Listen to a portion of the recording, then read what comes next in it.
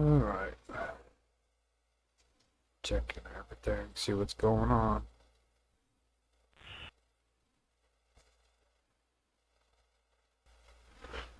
Alright. Sounds good on D-Live. Alright. Sounds good on YouTube.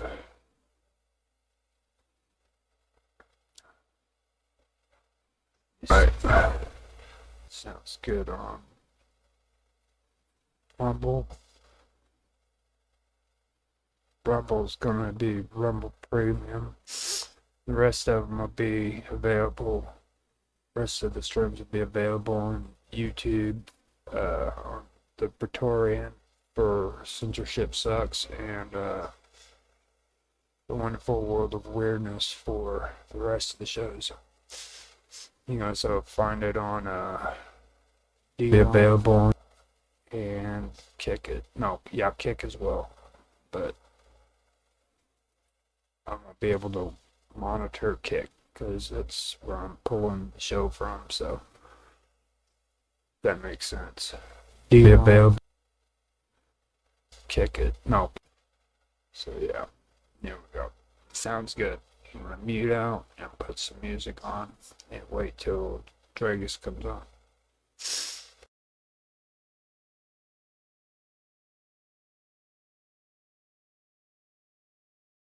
No explaining, hearts are racing, chasing shadows, thrills in flight, hovering, unseen trace, fueled by mystery, unprovoked proof, mavericks, electricity, we're feeling the roof. You better look up with wide-eyed sight, they're passing above like stars so bright. Ooh, drones across the skies. Whoa.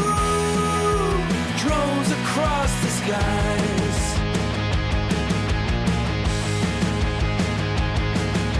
Silent sharks, crisp cloudy night, hover calmly, freedom lies. Wings of the unknown defy our sight. Travelers of darkened land, curious wanderers changing the red sky. Secrets now within our hand. You better look up with wide-eyed sight. They're passing above like stars so bright. Ooh, drones across the skies. Whoa, drones across the skies, moving in formation above the light. New Jersey skies, a thrilling flight.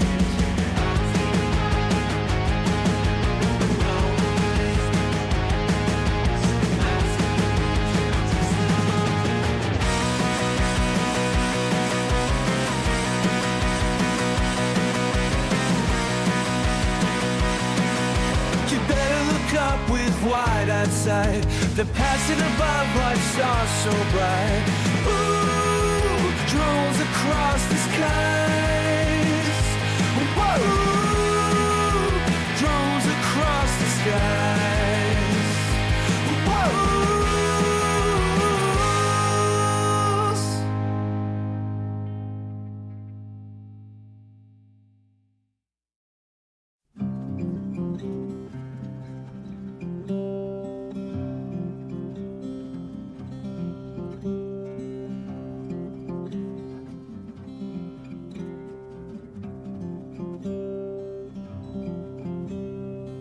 My tech lizard's feeling low, circuits fried, can't glow.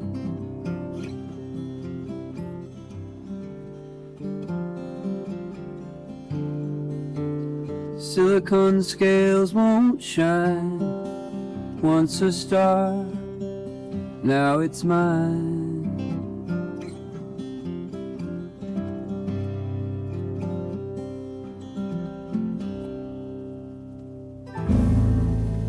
Reptile dysfunction, gears and bites malfunction,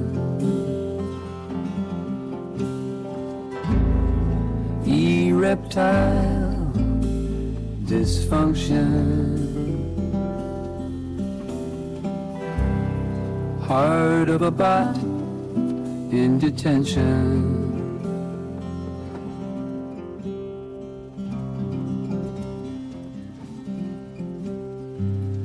Microchips gone haywire, no more robot fire.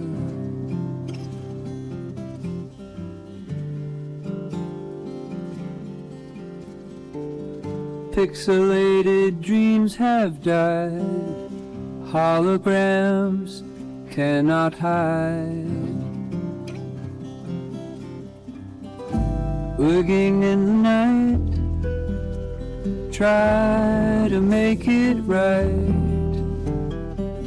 Wires crossed in flight, dawn brings no light.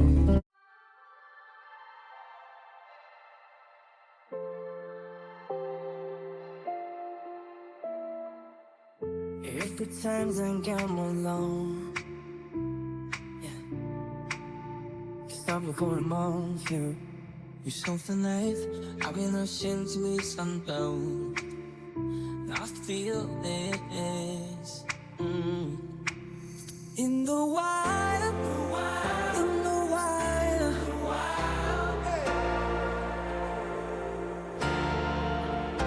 in the wild, in the wild.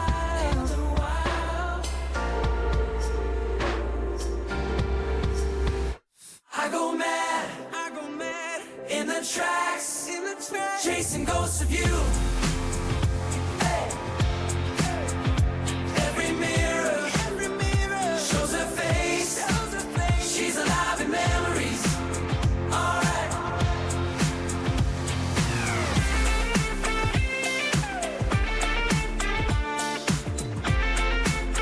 Alright. Anybody unbelief? Still over. And I tell my teeth if out there to get you, I'll start to hurt. Talking was every two. Midnight's not seems up to fight. To feel some people in the wild, in the wild.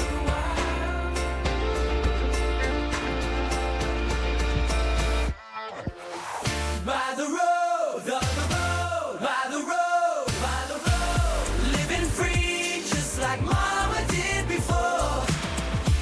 In the heart of a child I find echoes of you every time I lose track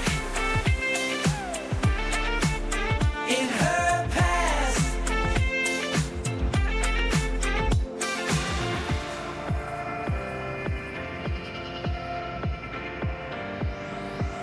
Chasing dreams, her dreams, chasing dreams, that dream. Gonna ride like Mama in that silver stream.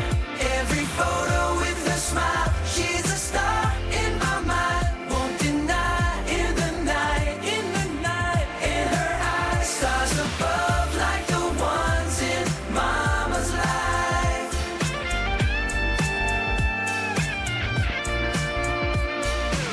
On the move, we move, always on, never still. She says she'll find her promised land with every mile, destiny she defies. Living loud, just like Mama, wild and free. In the mirror of her soul I see traces of her fearless dreams. Night falls, drones in flight whirring through the sky seekers. Where you at, lights flash, hypnotize. We are the watchers. We are the seekers. We are the dreamers. We are the dreams that fly, that's life.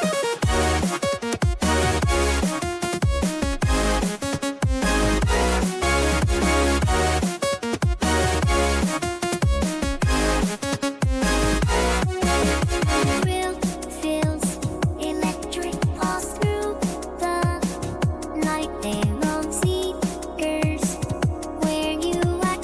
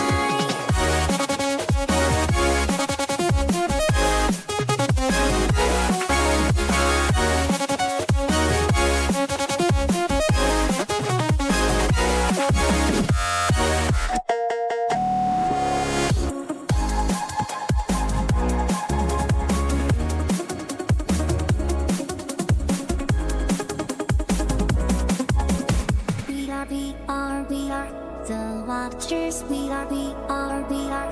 The seekers, we are, we are, we are. The dreamers, we are the dreams. Let's fly, let's fly.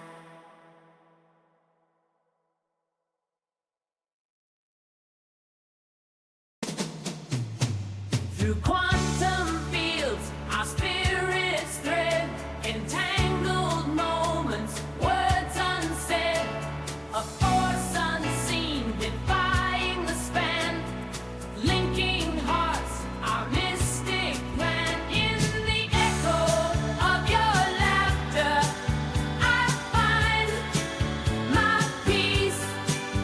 In the silence of your absence, love won't sear invisible threads through time and space. Eyes linger on a screen, but our hearts entwine. Miles apart, yet our souls combine. Our connection, it's more than just a sign. But even in the silence, I hear your voice. Through static interference, love's our choice. Oh yeah. Even oceans, mountains wide can't dilute this force we can't deny. Eyes that meet across the miles, hearts entangled like braided smiles. No need for touch, just our minds connecting deeply, hearts aligning. Our love feels just like magic. When I'm far, you're still near. Simple waves bond so dear. Distance fades, it's still clear. I know that it's true, we stay sincere. We've got that quantum vibe.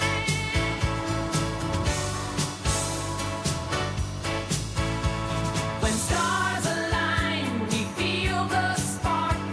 A love so bright, it lights the dark. No barrier can keep us apart. In this dance, we've made our mark. We've got that quantum bind, a love through space and time.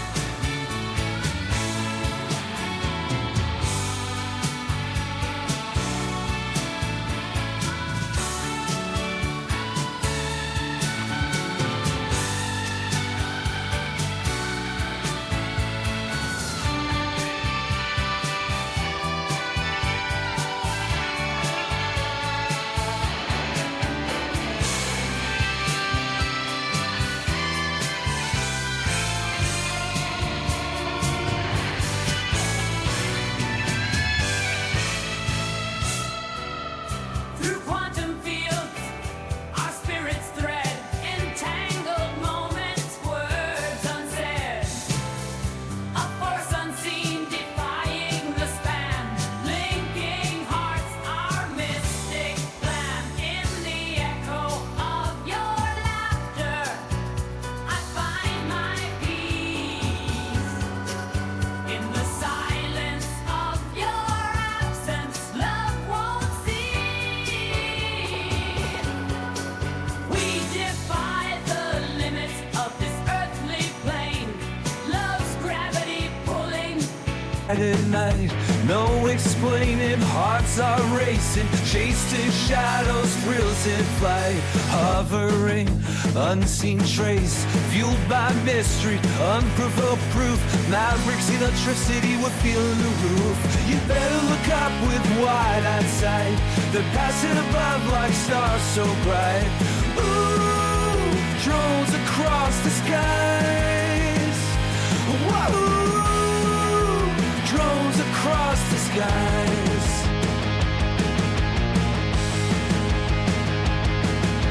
silent sharks pierce the cloudy night.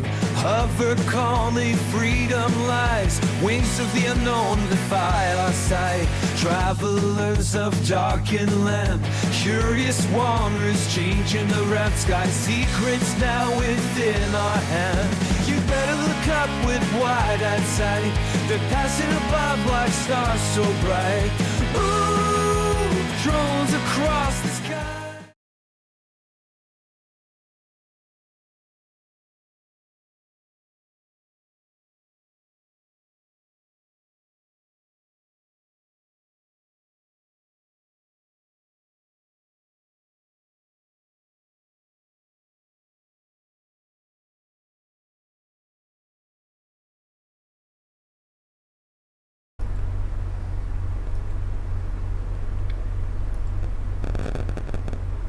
Welcome in if you haven't been here before.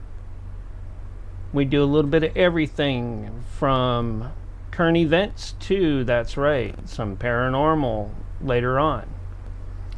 And we'll have lots and lots of commentary, conjecture, and all sorts of other goodies to go along with that.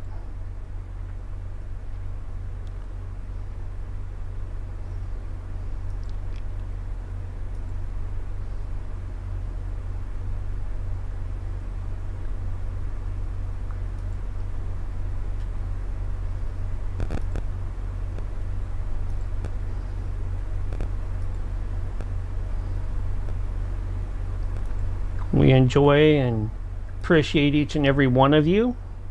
Thank you for stopping in and being a part of our streams.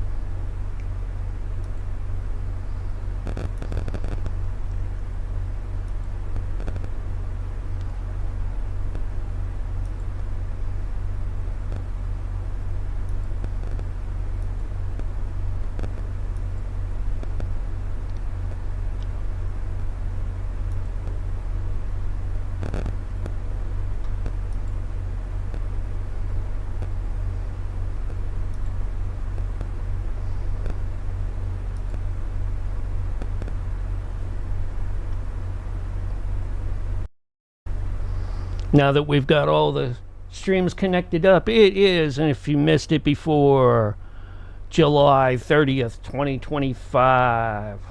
And I am still setting up for Censorship Sucks Roundtable Radio Show to start the night off. Then we'll have Jack Carey later on, along with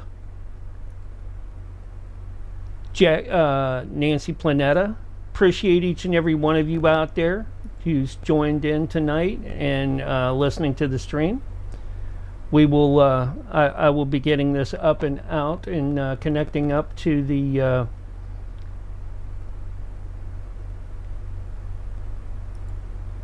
Censorship Sucks here in just a few minutes to do the pre-show. Let me go ahead and give them a call.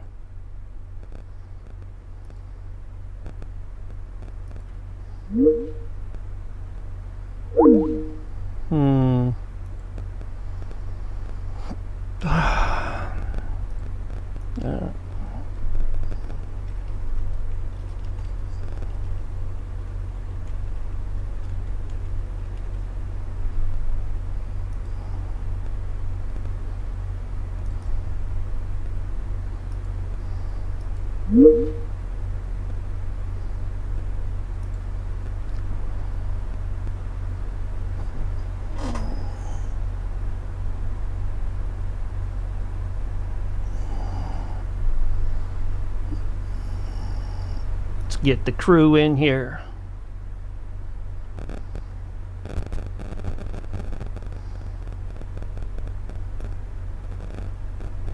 Hello. Hey, how's it going? Good. How you doing? Doing pretty good. I tried to do the pre-show thing, and meeting, but it wouldn't let me start that. So we'll just have to do like we did the last time. Okay. Stop the meeting at like a couple minutes before the top of the hour, and restart it again. But hey, we can get that going here. Okay. All right, let me. I'm still doing some stuff with the OBS. Good old OBS. Yeah. Here we go.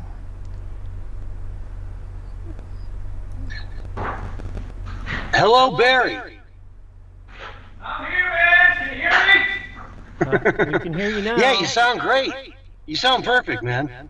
Did you get a new mic? I mean, you sound fantastic. Does I sound clear? Yeah, it sounds great, dude.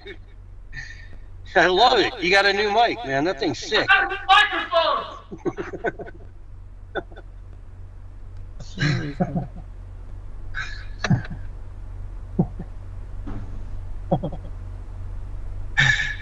Oh, that's why. Okay. Oh, that's funny, dude. There we go. Are you there? Are you there, Yeah, Barry? yeah. Barry? Huh? That's a Willie skit right there, where he Huh? just goes halfway across his house and starts screaming, Yeah, telling him you got a new screaming. microphone. Yeah. Hey, he's got ideas. Don't give him more.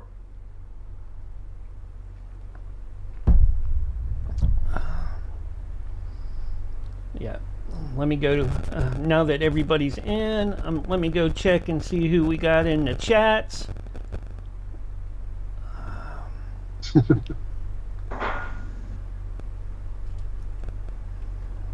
Got quite a few people in there already. Thank you so much, all you folks over in Kick and all the other platforms. Appreciate each and every one of you.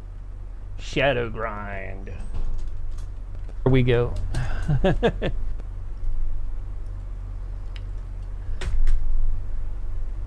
see here.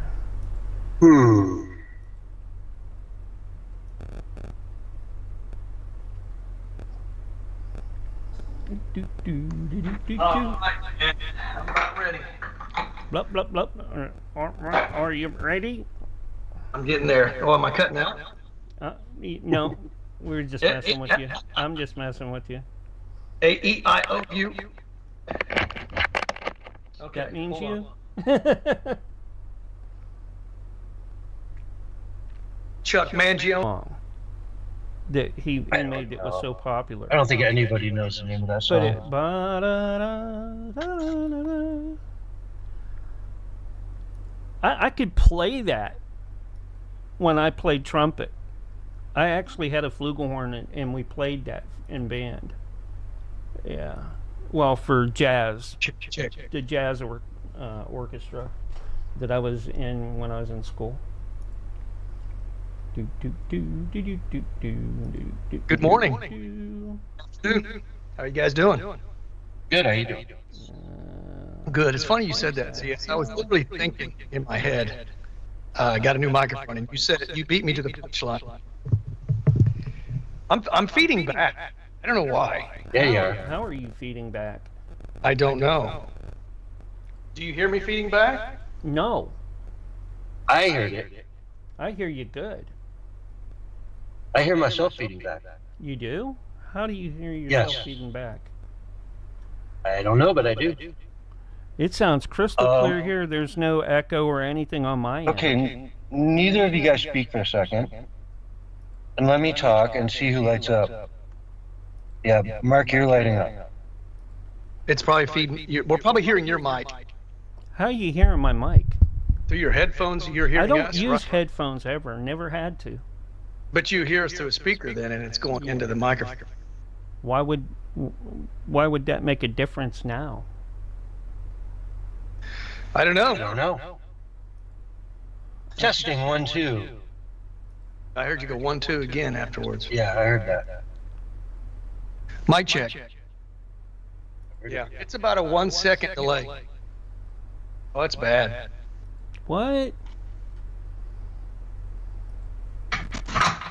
Now, to be fair, we're hearing it, but you're not, so it won't go out over the air. Right. Can you hear me okay now? I mean, we We hear hear you fine. Or are you still getting that suppression? Yeah. You're not echoing. Only CS and I are echoing.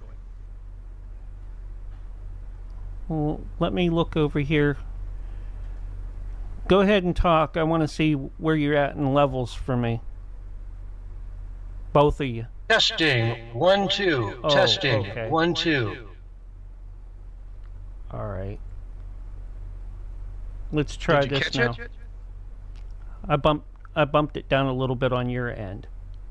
Well, I was speaking very loud, though. This is my normal voice that I would speak in right here. Are you? So, testing, 1, 2, testing, 1, 2. I'm still hearing it. Doesn't seem as bad, but I'm hearing it. Let's see if I knocked anything off over here on my mixer. Yeah, I did. I did have something on my mixer. Is it clearing up? Check. Testing, 1, 2. Yeah, testing, 1, 2. It's gone. Yeah, it's gone.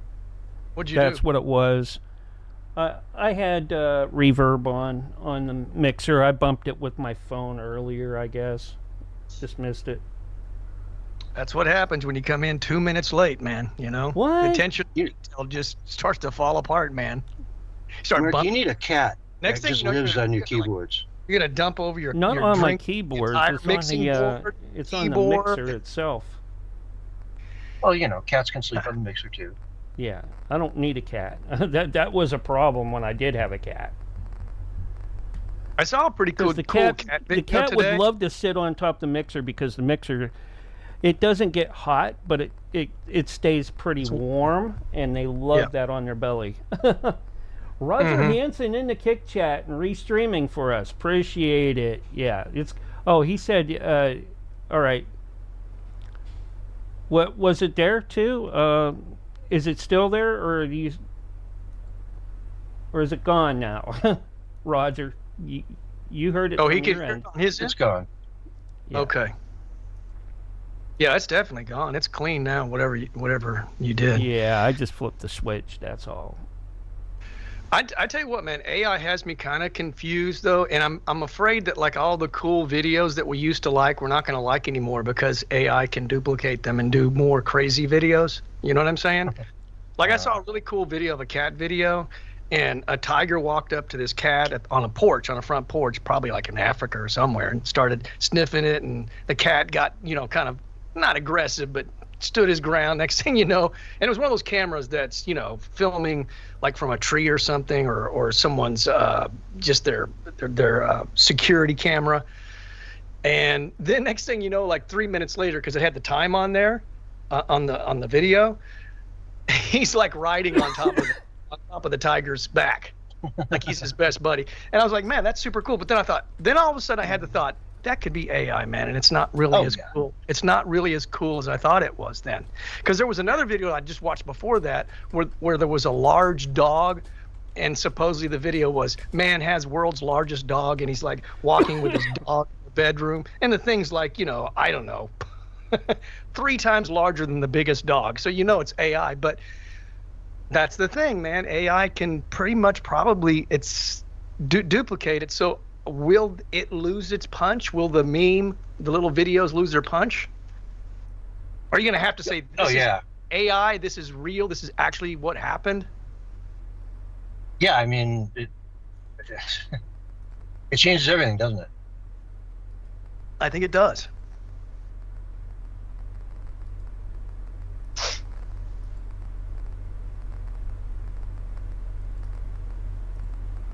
But maybe we'll just crave the real instead of the fake. Maybe that's kind of a novelty, being able to do it.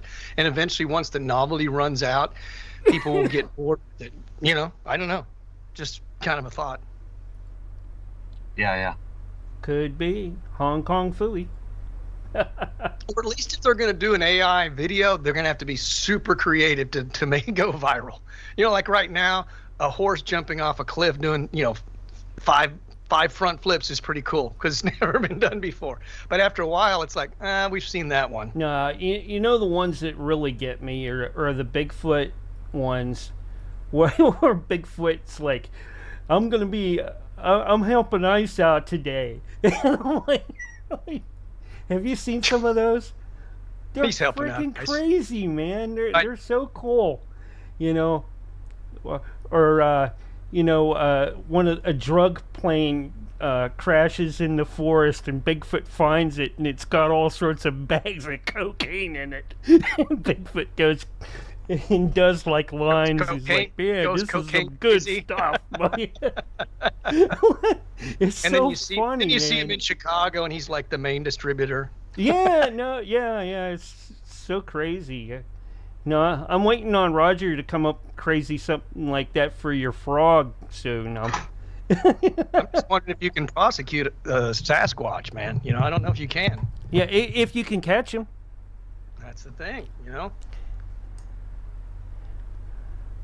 You know, I seen one. I seen a really good Sasquatch one. It was a meme instead of a video. It's Noah on the Ark. He said, "Well, I got these 2 Sasquatch. Have you seen them? Seen them?" And everybody's like, "No, we haven't seen them."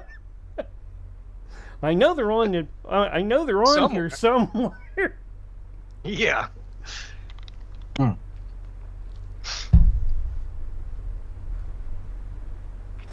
Yeah, that one, they're going to run that one out till it's, I mean, it seems like there's plenty of creative room for that one.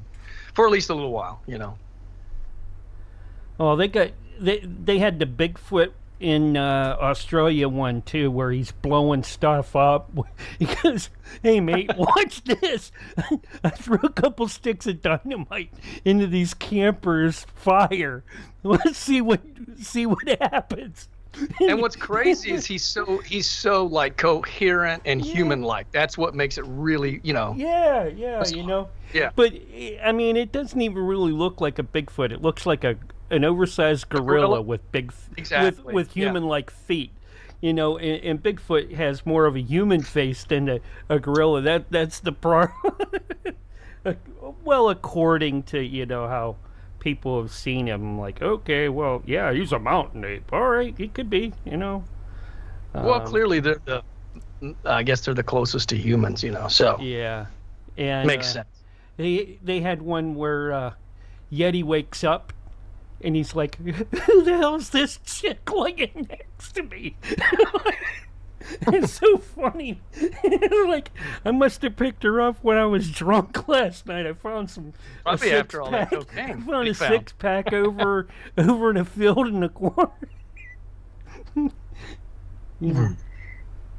And she's just rolling around in the sleeping bag, like, where'd my furry rug go to keep me warm? Is it another gorilla? Another gorilla or a human? It was a human girl. Oh, wow.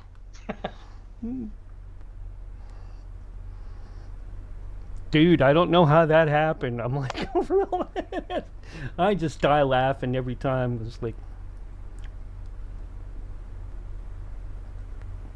and he goes, "These immigrants, they don't know how to sneak around. Let me show you. I'm gonna join ICE." And he said, you have to let stuff sit for a while. You can't just come and get it right now. He goes, take for instance this, and then he takes and they set up a free Modelo beer stand. And all these guys come in, and then it's like, "All right, boys, wrap them up, pack them up, move them out." He goes, "That's a day," and then he walks off with 2 hotties. He goes, "Don't worry, Mamacita, I got your green card." He said, "But those boys, they have to go back." I'm like, "Oh yeah, you know."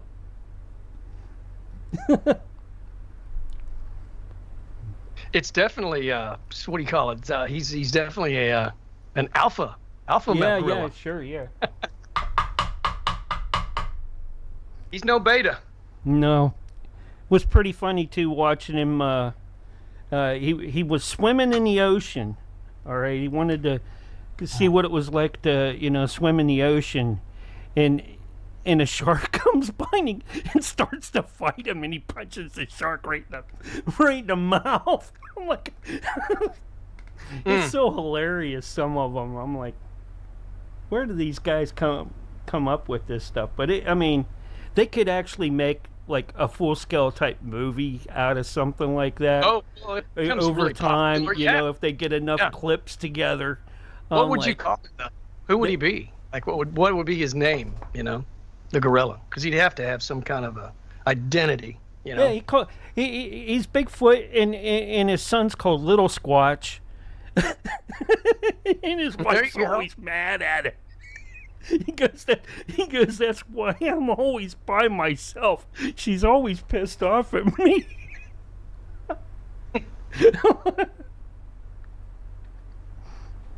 I'm like, damn, I can relate to that back in the day, I'm like, Bigfoot's got it hard, man. The left makes a film out of it, and they base the gorilla off of Pete Buttigieg. Oh, no. He's like a soft gorilla. You know what I mean? Oh, Yeti punked Bigfoot once by sending him into a bar that was like the Blue Oyster Clan or whatever. Remember the Blue Oyster bar in Police Academy where they were all gay dudes? He goes, Yeti told me it's a good place to hang out. he goes, man, I'm going to get that guy. I think I've seen all the police academies. Well, there are like 6 of them? Yeah.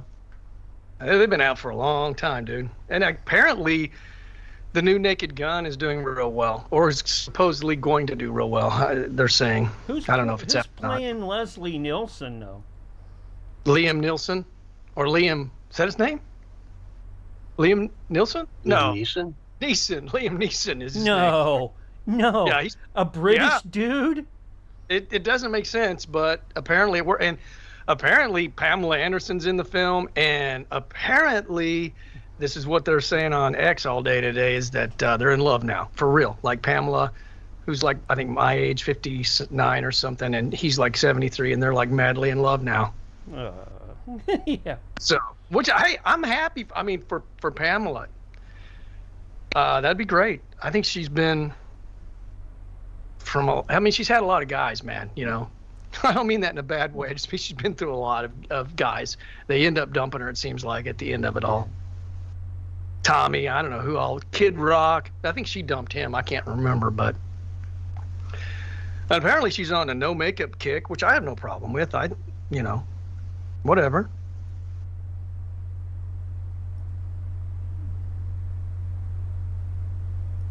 I think she's, she seems like a pretty decent person, so maybe they'll be good for each other. And that's coming from me, who, I'm not real you're big pretty on hard Hollywood. on the Hollywood people and celebs. You're not an easy guy to please. Oh my God. I know. Don't get me started. Well, you just got to not you're like screw Debbie's kids. As long as you don't screw kids. Well, there you go. That's a good starter right there, man. Yeah.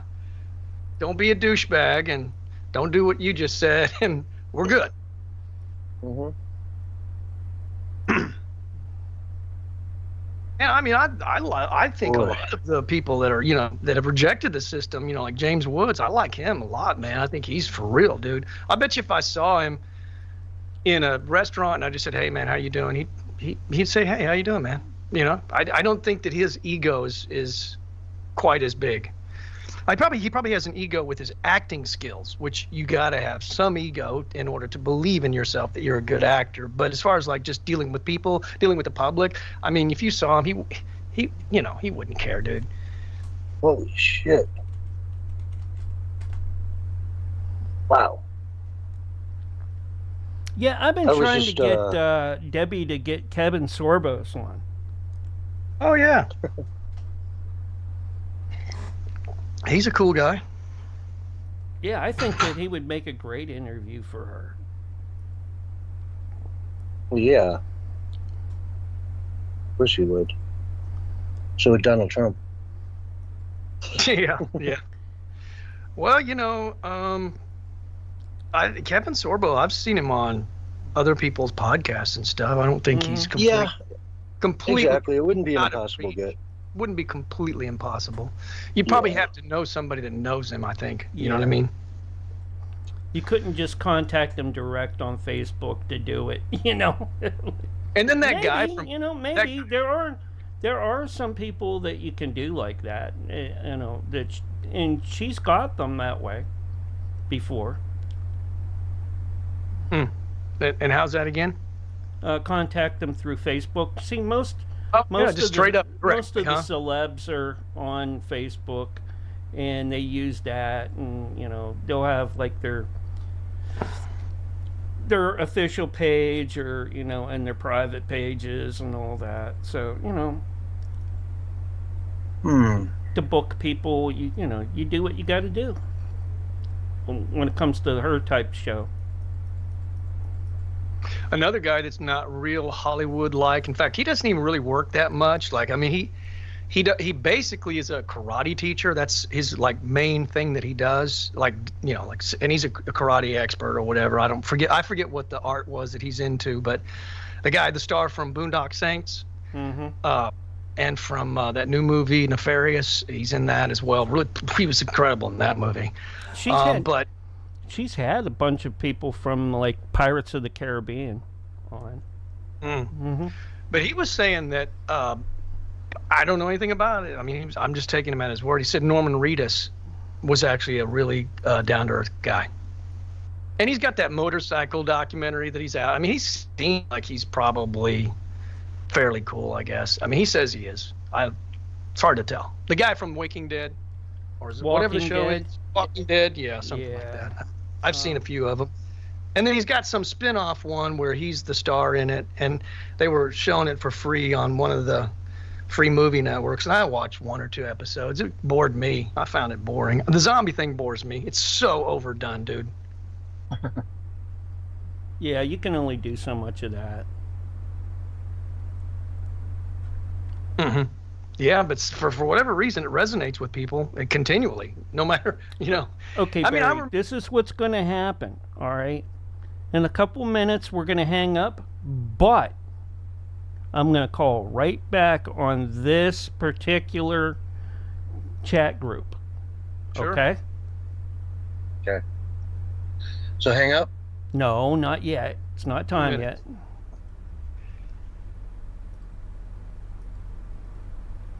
But I remember, dude, the zombie thing got so popular that I remember what Hunger Games episode it was. It was one of the latter ones, and they had to bring it in. And before they brought him in, I said, I can't remember. I was watching with friends. I said, they're bringing the zombies, dude. Just watch. This isn't a zombie movie. I said, it doesn't matter. It doesn't matter.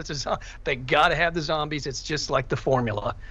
It's the Sure formula. enough, man. It is the formula, dude. Hey, have you guys watched Squid Game season 2 yet? No, I don't watch stuff like that. Isn't that on Netflix? I don't know. I mean, it's on the internet. I tried watching it, and I watched the first episode, and it just wasn't that good. Whereas, season 1 was, of course, like one of the best things ever made. I wanted to see it. I thought it was on. I didn't have Netflix, so. But. About it, dude? When you search for movies and stuff online, add Putlocker to it. Watch free Putlocker, Putlocker, and it'll always find anything you need for free. Legally or just for free? Well, it's for free. It's legal. I mean, Google's like serving it right up to you. There you go. How illegal can it be? How illegal can it be? How low can you go? I remember when that first cloud share thing came out. I taught a friend of mine about it, and he went ballistic with it and started getting like all these letters from different like NBC, ABC, CBS, Sony, like letters in the mail saying, "Dude, like we're gonna sue you if you don't stop." And he never stopped. Mm. They never did anything. He didn't care. Oh, what was it? Torrents? No, it was the very first one, or like with the second one, maybe. Share Win It? I think they have whole sites devoted to like it's just like a Tubi site, except for it's not legal, and then it's every Yeah. movie. But I think it's Foot in, Locker. it's in another country. That's how they're able to get away with it. Yeah, Foot Locker is one. They've got a million URLs. Every time they get taken down, they just open up on a different URL, and Oh. it's a never-ending cat and mouse game. Kind of like Pirate Bay. Yeah, what do I have open right now? I got one I've been watching shit on. Let's see, it's Not that I know anything about stuff like that. You know what I'm saying? I've got one called Watch 123movies.net. Right, 0123movie.net, and it keeps moving around. I've got like all All kinds right, guys. of stuff on here. Let's. I just watched Happy Gilmore 2 last night. And when we switched in the next room, I'll tell you guys my Yeah, and we'll do that Did here. him and Bob Barker, Let's- did him and let's- Bob Barker get in Let's. the hospital? Everybody has to hang up. Remember this. All right. Okay, hanging All up right now. Right now. Hang up right now, and then when everybody hangs up, then I'm gonna hang up, and then I'll restart. CS, you didn't hang up. CS, you didn't hang up. All right, let's see if I can do this.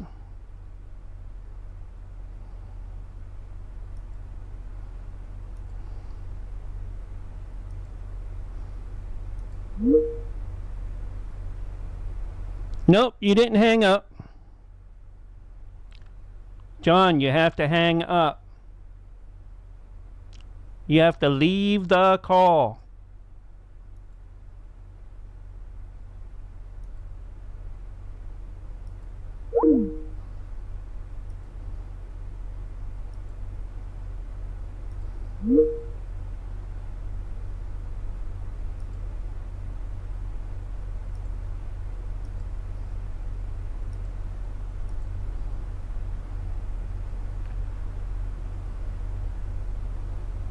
Hello. Hello, hello, hello. Uh, You didn't hang up, hello?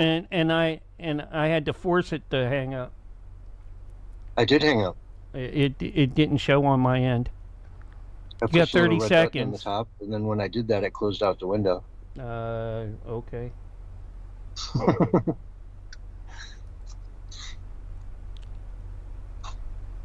Get ready, cause Mm-hmm. Uh-huh. Mm-hmm.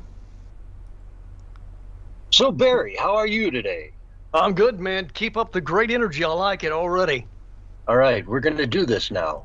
We're going here's to. your countdown: I feel- 5, 4, 3, 2, Really soon. 1, and you're live and on the radio side right now. Hello, everyone, and welcome to the Censorship Sucks Roundtable Radio Show for Wednesday night, July 30, 2025. Man, summer's cruising by, Barry. Does that mean it's going quickly? It's going quickly. It's almost August, man. You know? I mean, gosh, kids will be going back to school in like 2 weeks, Wow. which I think is a crime. I think it's a crime. I think if your kid has to step one day in school in August, it's a crime. Well, haven't they shortened the summers for them? It used to be when I was growing up 3 months. Isn't it like 2 months now?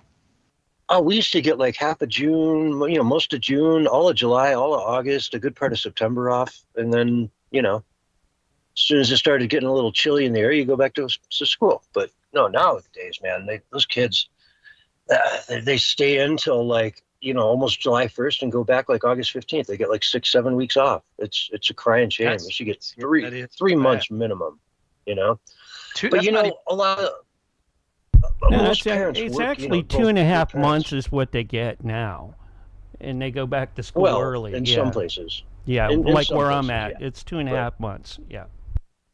Yeah. 3 minimum, but you get what I'm saying, man. They're cutting the kids short nowadays. You know, if your kid's getting 2 months off, 6 weeks off, that's a crime. You know, they should get a good long summer. But the thing is, the parents work nowadays. The moms are at work, so it's daycare. They need that daycare. They don't want a long summer. You know. Mm-hmm. Yeah. Mm-hmm. That's hard to argue with. It is. So I don't know. The kids get the short end of the stick on that one.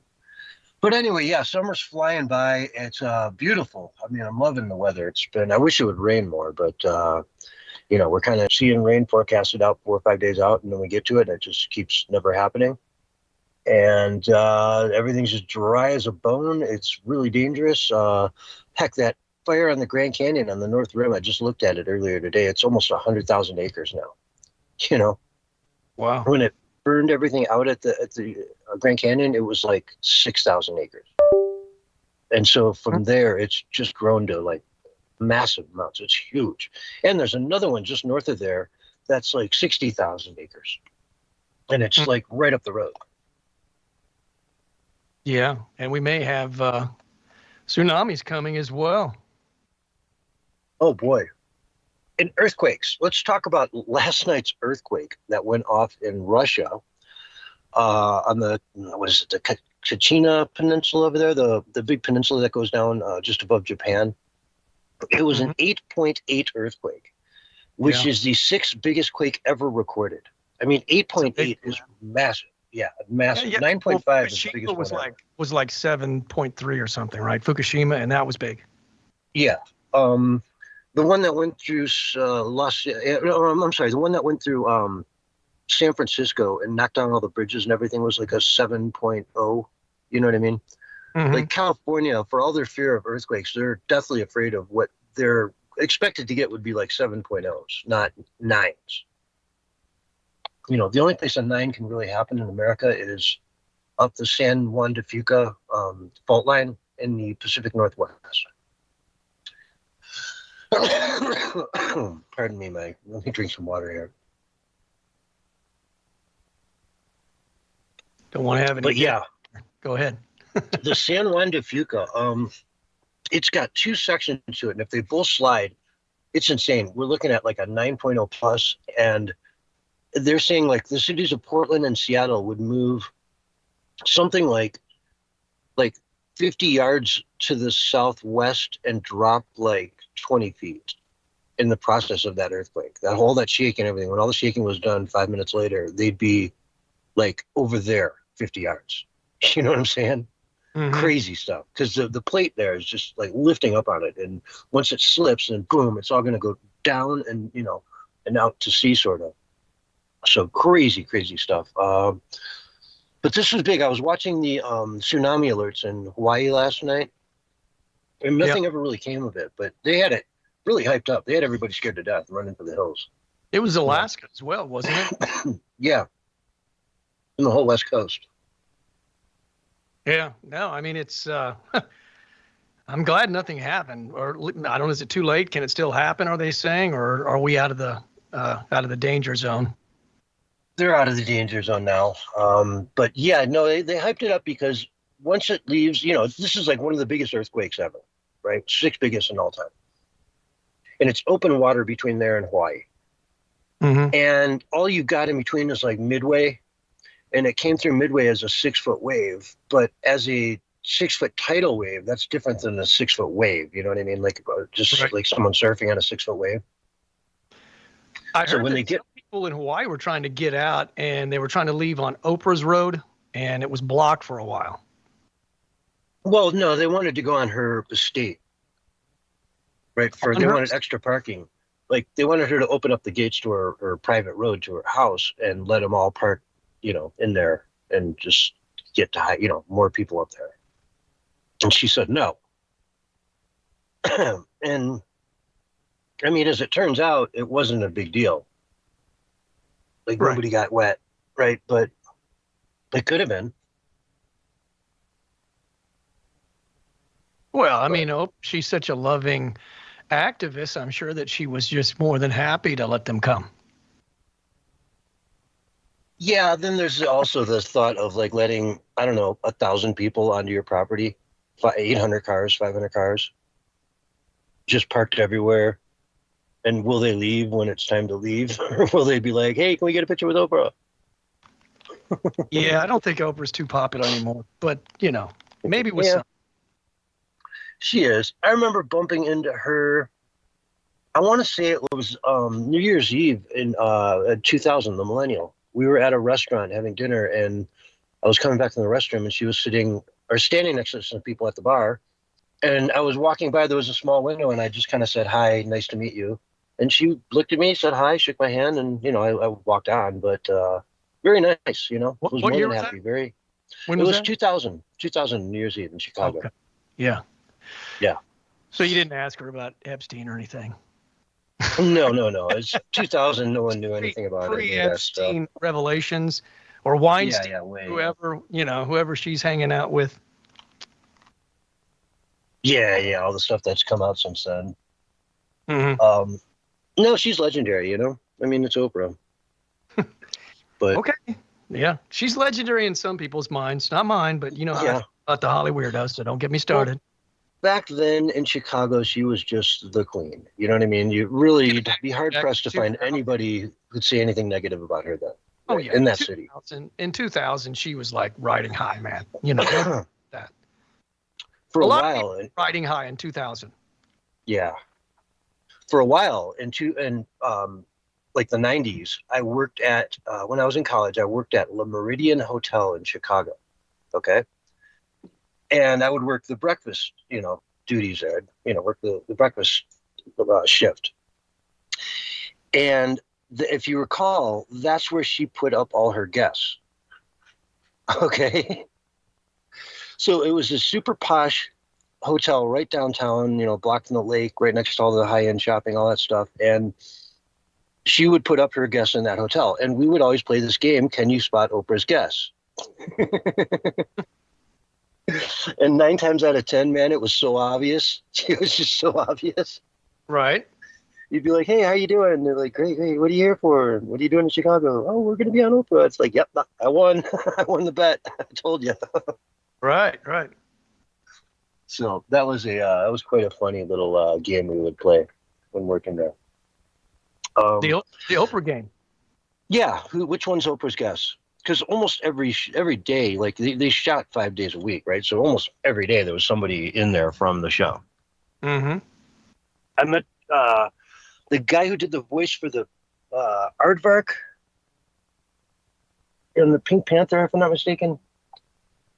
Real famous comedian. But yeah, I met him there. I met a bunch of people. It was an interesting job. Of course, you can't really, dwell on them. You should have tried to get in to be a guest, and maybe you could have won one of those cars we gave away or something. Cars to people at least once or twice. Yeah, there you go. That sounds like fun. Have Oprah on the show and have her give me a car. Hey, thanks, Oprah. Let's do it. Get Elon. I'll just get Elon on and say, like, can I please have $1 billion? Please, I'll do so much good with it. Just give me a Tesla, man. Yeah. Why? See, why though? If he gives you a Tesla, it's like you're gonna be kicking yourself. You're like, gosh, why didn't I just ask him for like a dozen? Well, like probably turn around and sell it for the profit, man. You know what I'm saying? yeah. But he said yes so quick, man. I could have asked him for anything. Well, he might not be so generous with, he's probably generous with the vehicle. Doesn't cost him as much, Yeah. Did he give that one to Trump or did he make Trump buy it? I think it was a gift. Was it? No, I think Trump bought it actually. Yeah. I don't know. It would I can't remember. yeah, I bet he would have to buy it really because it would just be such fodder for the left to go That's crazy true. over the fact that you give Trump an $80,000 car. Like, oh my God, what's next? Sure. So anyway, let's dive into some hard news because we got some hard stuff going on here. Really a big news day. Let's talk about the largest scandal in American political history. A couple months ago, if I mentioned that, it would have been Joe Biden's mental decline and the cover-up, right? A few months before that, it would have been, the Hunter Biden laptop was probably one of the biggest scandals and cover-ups, or the cocaine found in the White House. Attempt of Trump would be in there as well. Yeah, 2020 elections, all this stuff. But now we're getting into the biggest of all the big ones that connects and ties it all together. Russiagate. Okay. And today, Kash Patel announced that he found in a secret room a burn bag filled with thousands of documents related to Trump-Russia collusion hoax. Right? Correct. It's ridiculous. They had this stuff in a burn bag hidden away in a secret skiff where nobody kind of knew it was there. It wasn't marked for anything. It was in a burn bag. Obviously, somebody wanted it destroyed, but I guess no one was willing to sign off that final signature to say, I'll put my name on destroying all this stuff.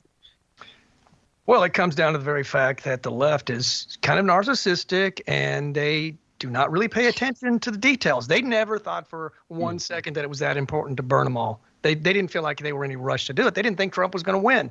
These people are so narcissistic, and they're just loose cannons, like completely, like they don't pay attention to the details at all. And that sometimes works in their favor because that creates more chaos. But in this particular case, their lack of attention to detail is going to cost them big time, because that burn bag, man, I mean, like you said, there's a lot in there.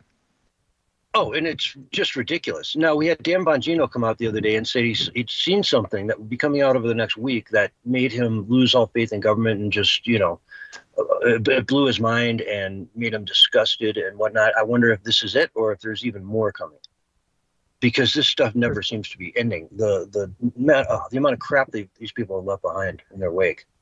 It's horrific. And then you have the very fact that people are going to whistleblow now because they feel safe, right? That means shady people as well as good people are now going to feel, well, I can come forward now and I can go ahead and share what I have, or share these documents that I have that I was supposed to destroy that I didn't destroy, or whatever. Exactly. The people in the wings who've been pissed off about what they've watched firsthand over the last so many years can finally kind of step up and say, okay, enough is enough.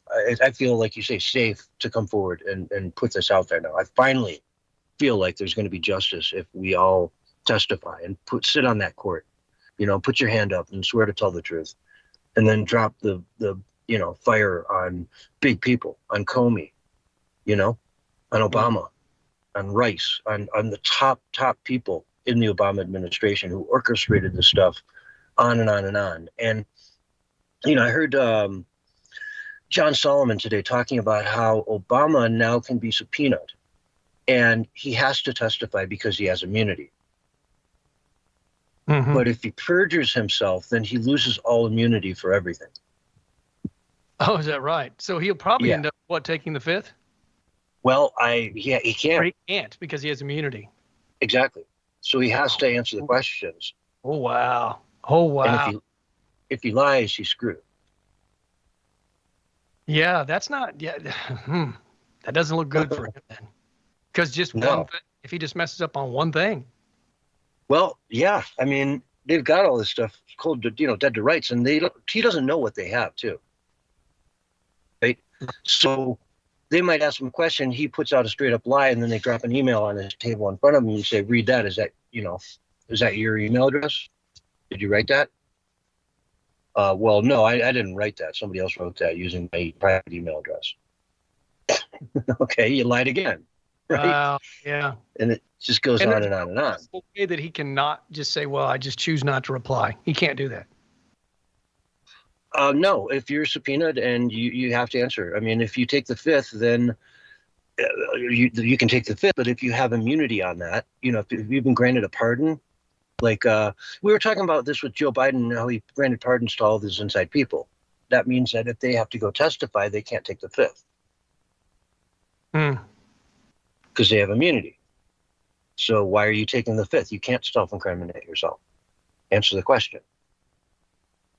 So but he don't can lie. be found completely guilty in the court system and before the public and still not go to jail, though. Well, if he answers all the questions correctly and tells what happens truthfully, he may come off like a total scumbag, but he couldn't go to jail. Everyone might be like, okay, wow, this guy's totally guilty, but there's nothing we can do about it. Presidential immunity. But here, that preps the whole situation for what about the crimes that he committed when he was not in office? He doesn't have immunity for that. Mhm. So Well, then, and all the people around him, right? Mhm. So in other words, did you order Clapper to make this illegal act, to do this illegal act of treason? Right. And he says, yeah, I ordered him to do that. Okay, now Clapper, Brennan, these guys are done because they went and committed treason. Yeah, it was under the order of the president, but it was also treason. And they knew You know this. what I'm saying? Yeah, Mhm. obviously, anybody that's that high up knows that would obviously be treason. Yeah, you're sabotaging the You sitting can't play president. dumb. You can't play dumb and say I didn't know what we were actually doing. That's not going to fly. Well, yeah, you're the head of the FBI, dog. You know, Exactly. right? Like, if you don't know, who does? Well, I've heard that's how they're going to play it, and I'm like, well, that's not going to help them any. Mm-hmm. Yeah, it's a very interesting thing, though. I mean, they're finding these secret skip rooms, burn bags filled with documents. This is getting bigger and bigger and bigger by the day. Yeah. And there's no denying it now, There's just no denying it. None of that stuff surprises me. I've said that this kind of stuff's going to come out. I said that you were going to find more Epstein files as well. You watch, wait, and see, man. None of that stuff is gone because it was blackmail material. So they want to hold on to it. Now, they might have moved it around and put it into different people's hands, but it exists. Yeah, I'm picturing like you walk down the main hall. At the end of the hall, there's a little desk there with a flower pot on it that's just decorative, right? But that's actually a storage for like the most deathly, documents on the planet. Like, there's only one key. One dude's got the key, and like he goes and opens that up, and bam, Epstein galore. Little hard drives everywhere. They probably hit them under the Georgia Guidestones. Right? Who knows, man? They're somewhere out there. That's why they blew them up. They had the documents under the Georgia Guidestones. But I also, you look at these little burn bags, and what if this burn bag had been burnt like it was supposed to in a burn bag, right? Then all that stuff just disappears. And it's just gone forever. And how much of that stuff just gets gone forever, and then we never know the truth because they made it go away. Yep. I mean, it's really here's the thing. A lot of times they think they can bleach it or whatever, and it turns out that if it's digital, a lot of that can be restored. well, yeah.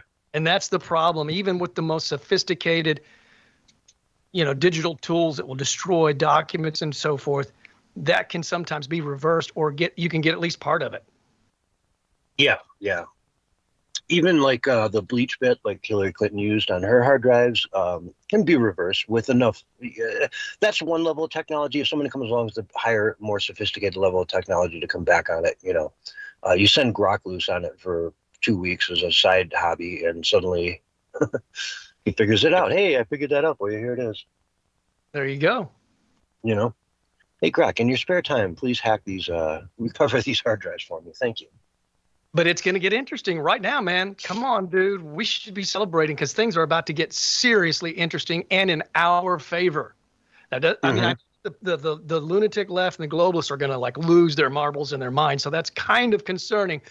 But it is so great to finally, see the tide turn in another direction once again. Mm-hmm.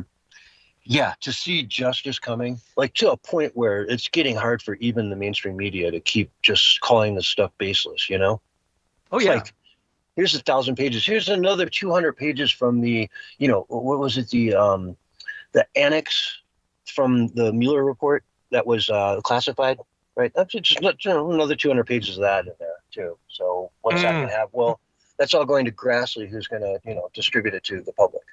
So it's all getting released. It's all being sent to the DOJ, and they're ready. I mean, again, John Solomon from Just the News, very well-respected dude, just came out today and said there's nothing preventing them from, bringing Obama before a grand jury like tomorrow. They've got enough. That'd be great. Yeah. I see justice like before, we had this super telescope just to see it. Now, all you need is some binoculars, and you can see that, man, justice is just on the horizon. If they just, because obviously they're doing everything showing that they're committed to doing this. And even with that, the doubters and the skeptics, they still think that there's not going to be any arrests, indictments, and convictions. I hate to break it to you, doubters. It's coming. Justice is coming, and it will come much more swiftly than it did when the left tried to prosecute Trump and all these other people. Yeah. And they need to do this stuff in Florida, and other, Texas and places where you're going to get a fair jury. They're not going to bring this stuff up in, the Washington district courts, right? No way. No way. They're not going to bring it up in Manhattan, in the Southern District Court. Right. You know what I'm saying? Like, where they're just going to be guaranteed to be like, oh, a bunch of liberals from the Upper East Side just are like, yeah, no, he's innocent. Nothing to see here. Our guy would never do that. Obama would never do that. Innocent. Yeah, And they would Trump want to do bad. whatever they could to delay it, Yeah. So, yeah. Bring these down, do the same thing they do. Shop out those judges, man. Run it down through Florida and then make them take it up to the Supreme Court, which is 6-3, by the way, and appeal it there. Right. I mean, that's been their tactic. I've said all along is the globalist leftist tactic. I think they know they can't win unless we capitulate, which we haven't. So their whole goal is just to basically delay everything in the hopes that we will capitulate over time. Just they wear us out. They demoralize us. They terrorize us. They do all the kinds of things that they did do, and they still continue to do to this day. But it didn't work, man. We're stronger and much more resilient than they had ever imagined. Mm-hmm. And we stand on core fundamental values that we can all point to and agree upon, mainly the Constitution, right? And There you free go. markets, capitalism, free people and free markets, and, laws to bind us all together. It's a very simple system that when you understand it, it's easy to go in that direction and have everybody follow you along and say, hey, he's going in that direction. He's lowering taxes instead of raising them. He's, getting rid of restrictions instead of adding more and more. He's actually helping the economy grow instead of getting in the way. And suddenly you get popularity and you become that 80-20, kind of issue where when you're an 80-20 party, you're eventually going to have 80-20, polls. And that's kind of where they're getting to now because they've been pushing so many things that are so unpopular that, their popularity of the left is falling through the floor. Not that the GOP is much higher, but Trump certainly is. You get these people like Adam Schiff and, whoever else, Swalwell, that want to go after Trump and just talk crap about him all the time. And their polls are in the garbage. They're in the toilet. They're not popular people. No one likes their policies. No one likes what they're doing. It's just that simple, Yep. You're right, brother. So we got about 30 seconds before the break. Barry, where can people find you online? Find me on X and just look me up, Bullhorn Barry, and you'll find me. Subscribe and say hello. Bullhorn Barry, all one word. Yep, one word. Or you can find me on Truth Social. Just look up Bullhorn Barry. I'm actually Freedom Fighter Victor on that on Truth Social, but I'm on Truth Social as well. And I'm also on Minds.com, which is kind of smaller, but Freedom Fighter Victor. All right, on that note, folks, we're going to take a break. This is the Censorship Sucks Roundtable radio show, and we'll be right back after this. All right, you're on radio break. you didn't plug yourself, man. You didn't plug yourself there. It's all about the little guy, man. There you go. For me, man, it's all about the little guy. I just want to help out the little guy, that's all. I'm the little guy today, but maybe not tomorrow. But either way, it doesn't matter to me. I'm still going to keep going. Big, small, little in between. You make him do all the talking too, since he's got like dry throat tonight, right? Oh yeah, I'm gonna try to wear them out so I can just have the last part myself. Nah. Yeah, I was cracking up there for a bit. Yeah, well, he left that dead air there a little bit, so I had to just kind of say something because it was just dead air, like for 5 seconds. Well, I had to throw something and then pause, and I was about to cough, so I just muted and cleared my throat. Figured you'd figure it out. We'll get a shot. Yeah, I got my lime water, so that really helps for me, man. Yeah, right here. Yeah. Actually, I need to get some more. Actually, I'm about out. Yeah, they had 13 limes for $1, 99 cents over at the Mexican grocery store around by my house. So I picked up 13. And these, and the thing about limes, man, you got to know how to pick the right lime. Like you want to pick the soft limes, the skin where it's soft and not rough, not riveted. And they're like super juicy if you do that. So I get all the ones that are like really good, and then I pick the biggest ones that are in there because I mean it's a Mexican grocery store, so they have like it's like a bin full, not like a normal bin, but a 3-foot bin just. And then they had like onions, like 4 pounds for 99 cents, and carrots 4 pounds for 99 cents. Jeez. So I do smoothies and make roasts, man. When they have those deals, I buy up the onions, the carrots, everything. You're making onion smoothies? Onion No, smoothies. But, roasts, carrots and onions for the roasts. Oh. Yeah, no, I wouldn't dare. I did have my smoothie today, though. It was good, man. I had an avocado in it. Does that count? Dude, I remember once getting a smoothie made out of beets because I was just craving beets, and it's had that with like carrots and whatever else in it. And those beets, dude, it was like caffeine times 10. It knocked me on my butt. Yeah, because okay, let me tell you beets something are super high in sugar. You know that? Did you It know? didn't feel like a sugar buzz though. It felt like a hardcore caffeine buzz. Well, here's the thing that's interesting. They found that runners that take beet juice before their run have 25% more stamina. 25%. So, yeah. And here's the thing, I do smoothies. I've taught tons of people over the last, 17, 18 years how to make them and different flavors and different styles and so forth. And one of the things I tell them, I say, hey, man, because a lot of people, they can't get used to the green look. They think the green look is like, putrid or something. And I'm like, well, hey, just throw a little bit of, just cut up a couple corners of a beet and it'll turn it punch red, fruit punch red. And that seems to work for people because it colorizes it. But I don't mind the green look. I kind of like it. It looks like sour apple. Yeah. Do you ever put tamarillos in your smoothies? That's like a Mexican fruit, right? Yeah, it looks kind of like a tomato in a way, but it's a little on the spicy side. And it has. And they're green too. They're green, yeah, and they have. You got to peel them. No, I've bought them before, but I've never put them in my smoothies. 30 seconds, guys. 30 seconds. I did put some Mexican fruit in there. I can't remember what it's called. Guava? Maybe that's what it was. I put guava. I bought some guava. Oh, I like that. I like guava. Guava, that's bad shit, dude. No, guano. It is? Yeah, you don't want to eat that. Guano you is don't wanna eat bad guava. shit. Guava. Here's your countdown. 5, 4, 3, 2, 1, and you're live and on the radio side right now. Hello, everyone, and welcome back to the Censorship Sucks Roundtable Radio Show. We have a lot of news this week going on.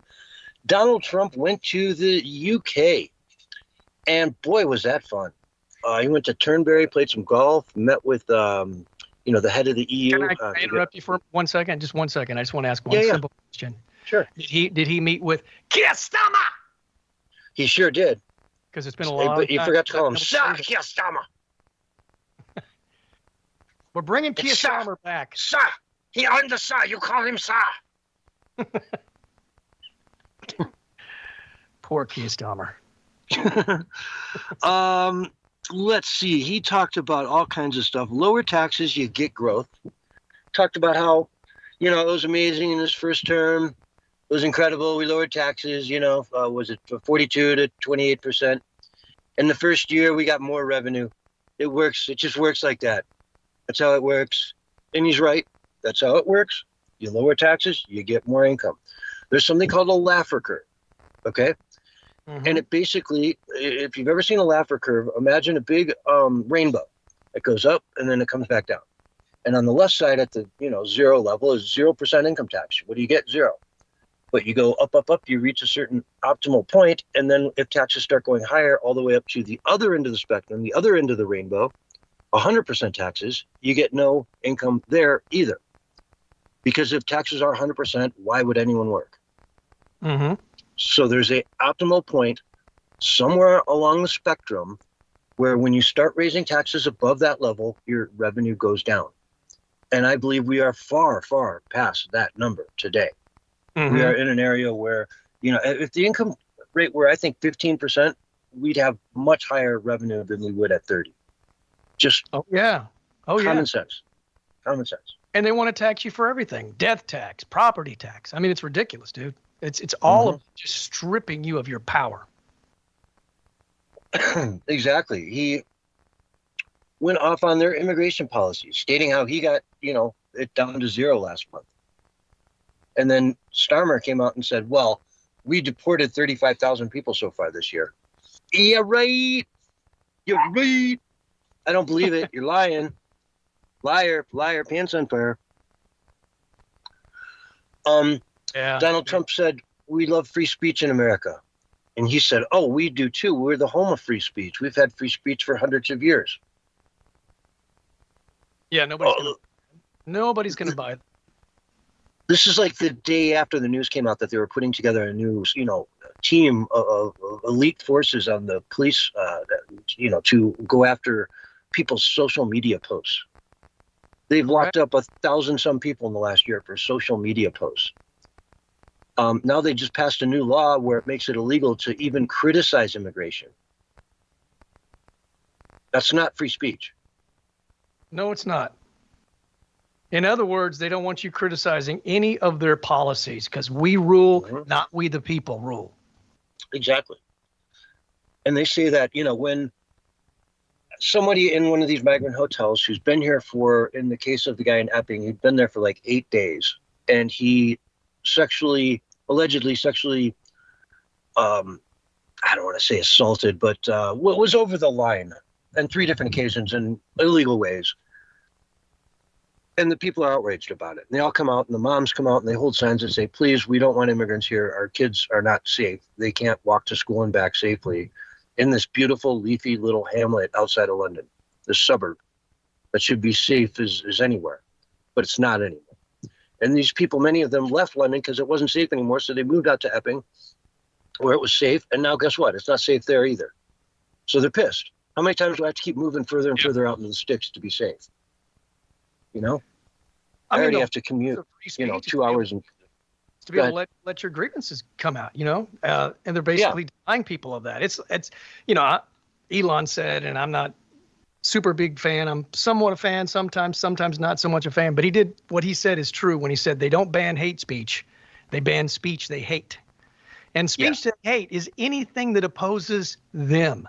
In other words, they don't feel like they have to be accountable to we the people. They don't feel like they have to be accountable to the masses. They're only accountable among themselves and their agenda. And it's not for us. It's for them. It's about them gaining more power, gobbling up more power, gobbling up more money, creating monopolies, and creating this little elite group of people that controls and manages everything and has all the prosperity and has all the wealth and has all the control. And it's ridiculous. And that day is over, man. So they just need to wake up. And Trump warned them not to come after truth.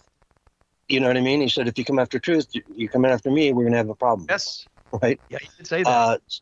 So they just added, in Australia, they're putting together this new law that makes it tough for kids under 16 to use the internet, social media, any of that kind of stuff. And they just announced yesterday they're adding YouTube to the list of sites that need to go through this complicated verification process for people to use. And if you're under 16, you simply can't use it. Right. I mean, YouTube is not happy about that. Seems a little rough, man. I mean, you're basically hindering the growth of teenagers at that point. And I could understand if it was like super controversial content or something like that, and they were 13 or 12 or 11, but it's 16 to say they can't see what's going on in the world that's kind of nuts, man. You're basically thwarting their growth. But I think that's their plan. They don't really want people growing up. They want to keep everybody kind of in an adolescent stage for as long as they possibly can. Oh, yeah. I remember reading about this kid who's like one of the top YouTubers, and he's like 10 years old. And obviously the parents are behind it. But the kid, all he does is they give him new toys and he reviews them and plays with them and said, oh, this is cool. Look what the head does. And yet, like, oh, wow, I can shoot, arrows out of his chest. That's awesome. I love it. You know what I mean? And this kid's like, he's got like, I don't know, 80 million followers or something. Just making how much money he's generated. Yeah, tens and tens of millions. I mean, the kid he's set for life as long as his parents don't, blow through it all, which is 50-50 at best. Right. So yeah, he went over there and just sat next to him time and time again. Are you going to go to London, Mr. Trump? Are you going to see Sadiq Khan? Well, not a big fan of his, you know. And Keir had to come out and say, well, we're very good friends, you know, after he put Sadiq in his place. And Right. Shakya Stama came out and tried to defend him. No, he's a great guy. You ought to just meet him. He's really doing great things for London. London's never been better. Well, London is gone. It's not London. It's not. it's fallen. Yes, it's done Yeah. for. You know, we say the UK is in bad shape, but London is just not it's not an English city anymore. It's an international city. And, you know, hey, more power to them. But let's see how they survive when all the billionaires decide to leave because they're putting wealth taxes on people, right? And they're straight up doing that in the UK right now. They're putting in a wealth tax, which you pay based on your wealth. If you own real estate and, stocks, bonds, things like that, you pay tax on it. And a lot of people are just saying, hey, man, I talked to my accountant and they're telling me I'm a fool if I stay here, that I can go to Italy and the weather's way better. And, like my house will pay for itself if I just move there instead. Yeah. So they're leaving. And Sure. It's like Trump said, you lower taxes, you get a lot more of it. You raise them and you get less because people, especially in Europe, think of, these places like states, if New York is screwing everyone over, they just go to Florida. If England is too, inhospitable, these are wealthy people. They just pick it up and go down to Italy. They go to southern France. They go wherever they want.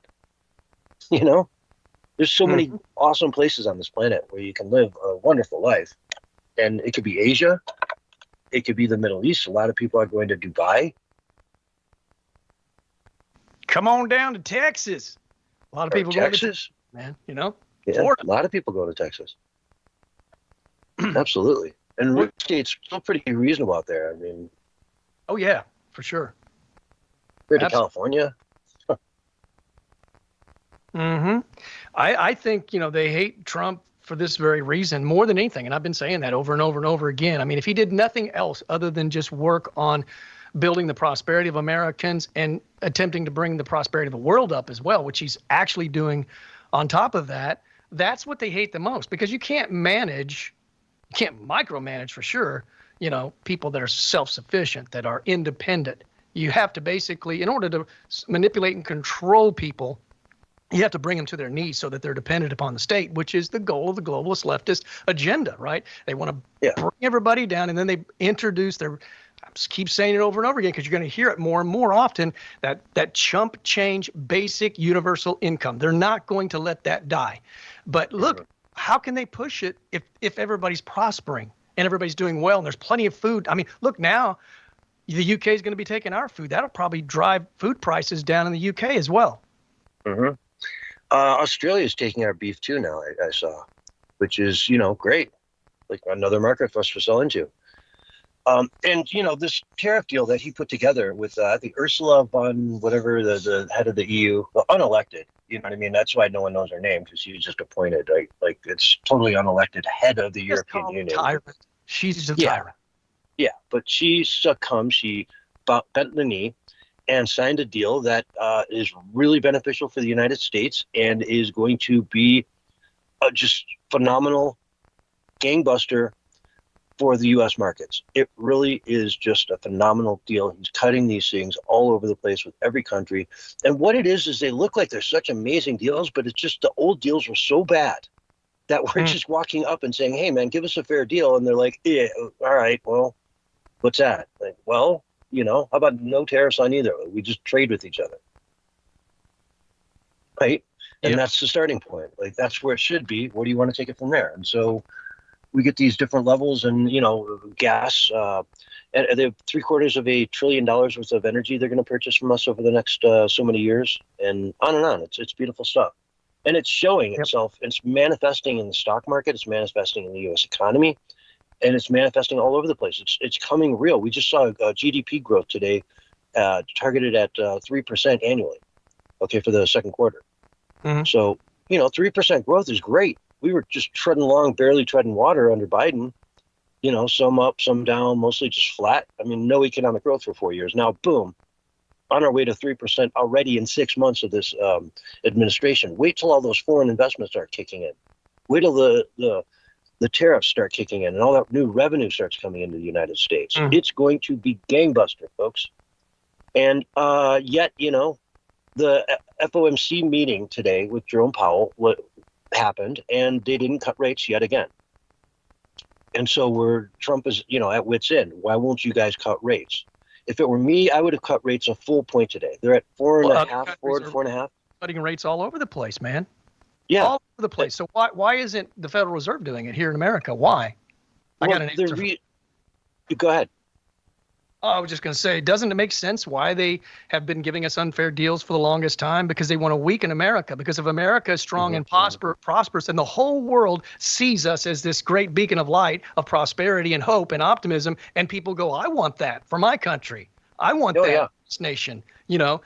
And they can't allow that to happen because they can't control nations that are prosperous. You just can't do it. It's impossible. Before, their excuse for not, you know, lowering rates was that they were afraid the tariffs were going to cause more inflation. But now we're seeing that's not happening in any way, shape, or form. So their new excuse now is that, well, the economy could be taking off too fast. And if it does, then that could cause, you know, all kinds of issues with inflation. Heaven forbid it take off fast. Yeah. You know, they're just being they're being jerks, because think about it, folks. You know, if they cut the federal funds rate from 4.5%, say 4%, down to say 2%, those are your mortgage rates cut in half. You know, this is auto loans, all these different things where, you know, the rates of borrowing money are set by the Fed suddenly start coming down, and that home is suddenly within reach if you can pay a 4 or 5% mortgage on it versus a 8 or 9% mortgage on it. 8 or 9, forget about it. You can't afford that house. 4 or 5, maybe you can afford that house. You know, it's a big deal.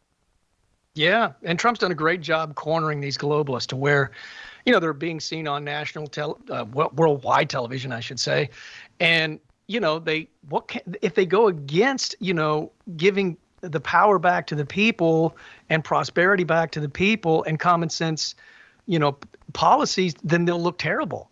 It's almost like they don't have a choice. I mean, I'm 100% confident that all these globalists hate having to bend the knee and kiss the ring of Trump. I truly believe they hate it, but they're put in a corner. They have no other choice. They'll look really bad, worse than they already look now. Well, and that's like he just said, they can't let him succeed, because if they see him succeed, if everybody in the world watches what it takes to actually be successful, you realize it's really simple, man. Control your borders, right? You know, cut fair trade deals, get rid of regulations, open up the economy, drill, baby, drill. It's just a handful of really obvious things that if you just do those, then that's half the battle right there. There's a bunch of other stuff you can do to, you know, make it even better and better and better, but you just stick with those few things right there, and life gets better. You know, deport people who are killing, you know, who are murderers and rapists and pedophiles. Deport those people. Get them out of here. You know, this video went viral the other day showing these two girls who got caught shoplifting, you know, red-handed. All the merchandise in the car, they both had the little devices to get rid of the security things on clothing. You know, those little beeper things that set off the alarms. Yep. Red-handed. They're sitting in the back of the car, and they're suddenly realizing that they're about to be deported. Like, no, you can't. No, you're not going to go home. You're not going to get bail. You're going to go. We're going to process you, and then Department of Homeland Security is going to come pick you up and take you off, and you're going to be deported back to Colombia or wherever you came from. And it was just a shocking realization then that, holy crap, we got caught. We're actually going to get kicked out. Like, what? But, you know, you girls were shoplifting, caught red-handed, get warrants out for your arrest. You've been doing this all over Florida. Goodbye. You may not be a rapist or a murderer, but you're a thief nonetheless. And you came here to abuse America, not to take advantage of the wonderful opportunities we can give you as a country. Yeah, I think it was Trump who said many times, he said MAGA, he said, I don't really see MAGA as, you know, Republican or conservative. And he said this multiple times. He said, I see MAGA as the common sense party. And I think that kind of sums it up. You know, I mean, just common sense, practice common sense, and you'll have success. Exactly. Just common sense, man. The government can't control every aspect of your life. You can't let it, and it can't do it. If you let it do it, it'll try to do it, and when it does it, it'll suck at it. It'll wreck your life. Exactly. Exactly. We'll all have miserably equal lives, or equally miserable lives. Equal. Yeah, exactly. For sure. So yeah, it's just bringing everyone down to the same level, so we all live in the same pods. I mean, Zohan Madmani in New York, he's talked about this stuff. What it takes. Mm-hmm. Bring everyone down, get rid of the police, install all the, systems where everyone can live equally and there's no, classes or anything. Meanwhile, he went off to, Uganda and had this palatial mansion, a private wedding with security and cell phone jammers and all kinds of stuff that, only the elite get to access to. Have you noticed that all these people that push this, communist utopia, or socialist Marxist agenda, they all live high on the hog. So it's not for them, the leveling down is not for them. They get to live in their ivory towers, man, and look down on us and have the best of organic beef while we will be eating the fake meat or the vegetable beef, whatever it is that they want us to eat, because we can't eat cows because cows fart, and that's, methane, and that ruins the whole carbon footprint scenario. So yeah, they're never going to apply it to themselves. And because it's not about making the world better, it's about making their world better and our world worse. That's why I've coined the phrase, their utopia is our dystopia. Yeah. We all talk about eugenics, and how horrible that is. How eugenics, like going out of your way to try to formulate who can have kids and who can't to shape the world going forward. And Margaret Sanger's the most successful eugenics person in all of history with their creation of Planned Parenthood. It just is what it is. Mm-hmm. One of the most racist policies in the world, one of the most racist women who ever walked the planet, created Planned Parenthood to keep down the black population. And guess what? It worked. It's worked amazing. I mean, the black population might be twice as big as they are today in America had Margaret Sanger not come along and put together Planned Parenthood. Think about that. It's shocking stuff. But anyway, back onto the economy. 2 days ago, Elizabeth Warren came out and warned everybody in the world, everyone in America, what's going to happen with Trump and the policies and tariffs and everything. Just listen to this fearmonger. Comes in and basically starts the dumbest trade war in the history of this country. This is going to be about potentially millions of people losing their jobs. It's going to be about millions of people losing their savings, many of people losing their retirement security, and at the same time taking on even higher costs for everything they buy. So that's going to push us in potentially to foreclosures or people being pushed out of their apartments. I remember this from 2008 and how long it took us to dig our way out. And to this day, there are families, there are communities that still haven't recovered. Recessions can be all those fancy charts and graphs, but at the end of the day, people feel them one person at a time, and they can be devastating. Oh, my Lord. How horrible is that, right? Yeah, she sounds so disingenuous, too. I was listening to Cory Booker talking again. He was ranting about something just recently. And I mean, he had that same tone that Biden had when he would yell and scream. It was fake. It was disingenuous. It's like they're fake activists. That's the best way I can describe them. Yeah. CNBC had something to say about that. Here, listen to Rick Santelli and I forget the other guy's name. The left and people that don't like the president and don't want things to work. And, like Senator Elizabeth Warren will come on and say, inflation's out of control and the economy is getting killed by what's happening by these tariffs. This 3% with the market at new highs, and really we haven't seen inflation, go up back to 3%. Maybe it will this week. Maybe we'll see it. But none of these horrible things have happened, but they still talk like it's happening. It's amazing. Well, there's an important lesson there. don't pick a congressman to be your money manager. That's what I would say. In the end, Congress has their own reasons to point out certain things. And the Democrats, of course, as you pointed out, really don't want to see the current administration have some success. But there's no doubt that this is some success. We're seeing more horsepower. We're seeing better equities. Inflation really hasn't changed much in the last year or so. Yeah. So Good point. they're literally making fun of you. I mean, they're out there making fun of you, calling you out by name, saying you're an idiot. You don't know what you're talking about. Well, they're just making up their own reality.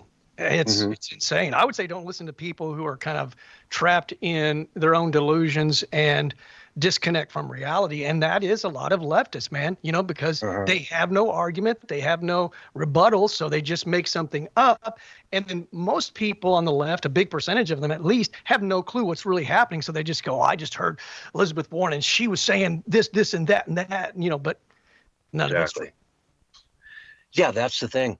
I watched The View today and they told me all these horrible things about Trump. So I must believe them.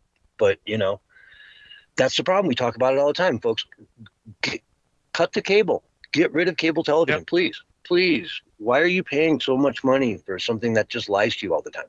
Yes. I mean, I get it. You like your sports, but you're paying ridiculous amounts of money to just go at this point. If you got rid of cable, you could probably buy home tickets to every, football game next season with the money you save paying for cable. Yeah. I mean, it's mind-boggling.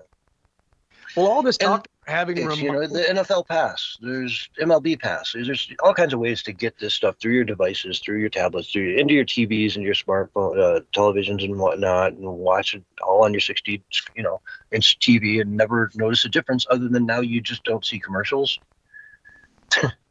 That's the biggest difference between them. Like, I haven't watched a commercial in years. Yeah. Commercials are the worst, man. That's worse. It's maybe worse than the programming, but that's just my opinion.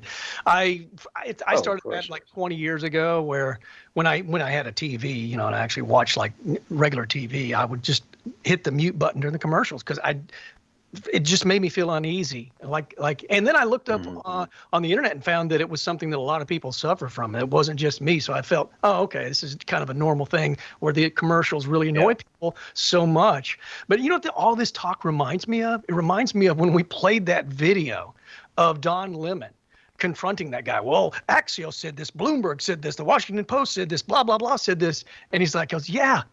And we don't believe any of it. Remember? That was like kind of, that was like a pivotal moment, like because that video went viral, dude. Everybody saw that video. Yeah. And so that was sort of an eye-opening moment for people that had never really, come in contact with. Why did so many people vote for President Trump this year? He's a 34-time convicted felon. Why did 70 million people vote for him? Because they don't believe the garbage news. They saw right through it. So on that note, folks, we've got to take a break. This is the Censorship Sucks Roundtable radio show. We'll be right back after this. All right, we're on radio break. All right. Do we got 10-minute break now? Because I can get some lime water. Yeah. Okay, cool. Oh, but we're going to go to a different room? Well, correct. I'll bring that up here in a couple. We'll just couple minutes. We'll log out in a few minutes, and then you'll bring us back in. Yeah, something like that. Yeah. All right, I'll be right back, man. Hold the fort down. Yeah. All right. All righty then. Oh, good job in the first hour. Yeah, we're doing it. We're getting it done.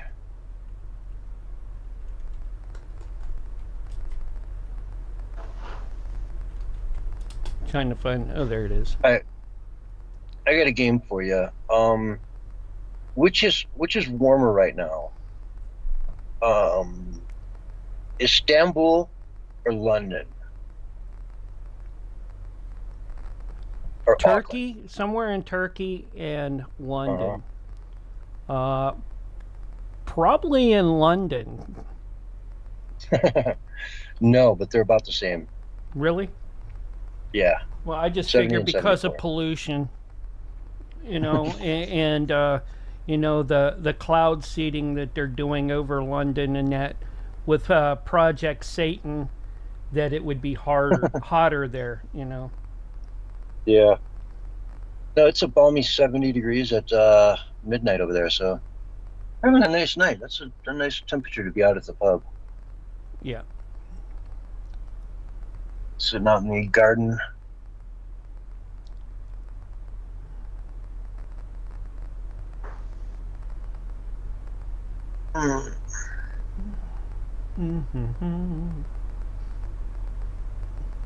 Yeah, if Oh, if I can't get the next group to go, come back to this one, okay?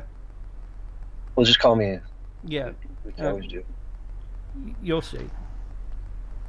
Okay. In another minute, you can hang up. Alrighty then. Oh.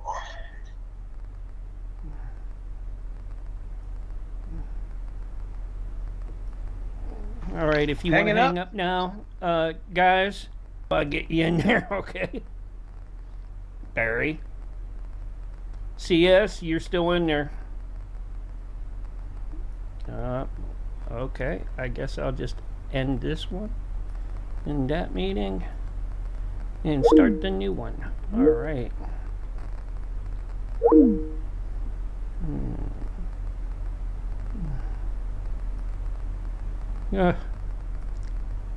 Figures.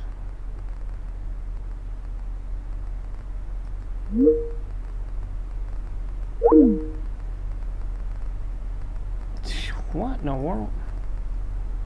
No.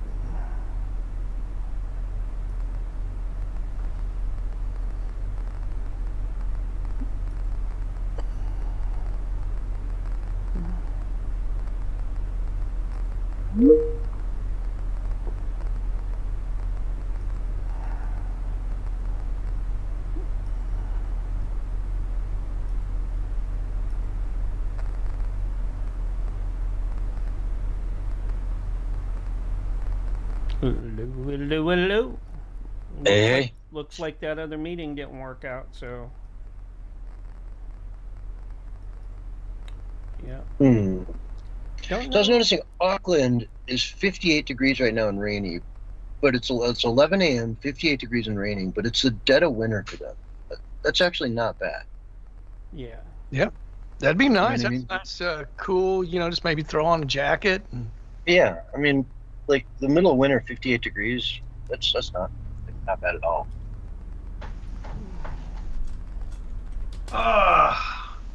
Sitting down for a minute. Mm-hmm. That's right. Barry's a stand-up guy. At least for the show, I am. Like, as in literally. Yeah, exactly. Oh. I used to sit down. I don't know. I just probably do too much sitting down, so I decided to stand. Sometimes it kind of sucks standing, so take a bit of break and sit down for a couple of minutes, but it just works better. Yeah. When I worked as a broker, I would always stand up when I had a client on the line. Yeah. Reminds me of Tom Cruise when he was in that movie with Dustin Hoffman, Rain Man, and he was always selling the cars, and he had that headset on. He was always walking around, never sitting down, making that sell, hustling it. Yeah. I mean, if I was talking to a client I had for a year, I would sit down and talk to him, but if I was trying to make a sale, trying to get somebody's attention, I would always be standing up. It comes through the phone, man. It all comes through the phone. Yeah. That energy level. Yeah. The smile on your face. The smile on your face goes through that phone. They can pick up on that. Just like they can pick up on our energy, man. Our positive energy. It's just oozing out, man. It's coming through the waves. Mm-hmm. Hot damn. You know it, man.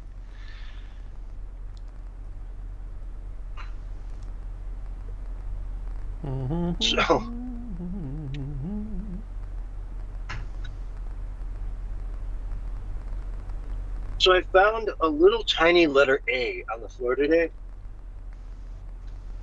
And it's driving me crazy what it fell off of.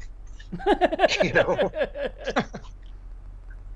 Because it fell off like a shirt or something. I don't know what, but it's like.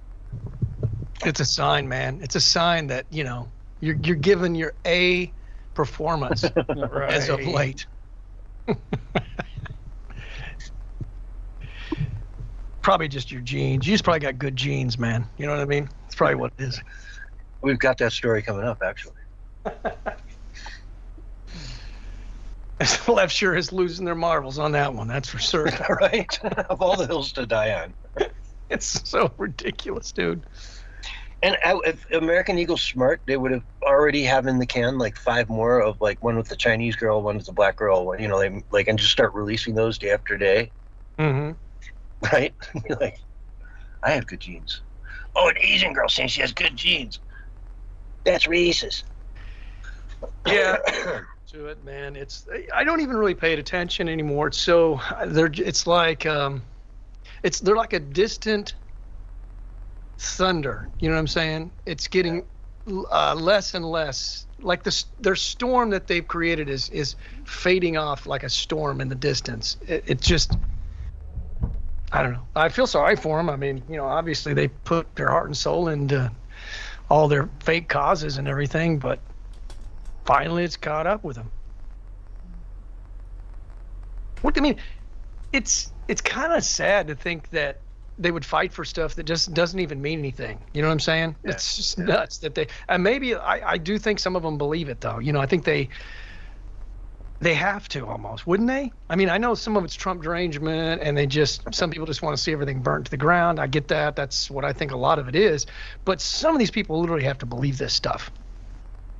Because you look at these videos on X and you see, I mean, they're very, very passionate about it. You know, it's like it's the end of the world to these people. Yep. But I feel just fine. Revenge of the nerds. I feel fine. It's the end of the world, but as we know it. But I feel fine.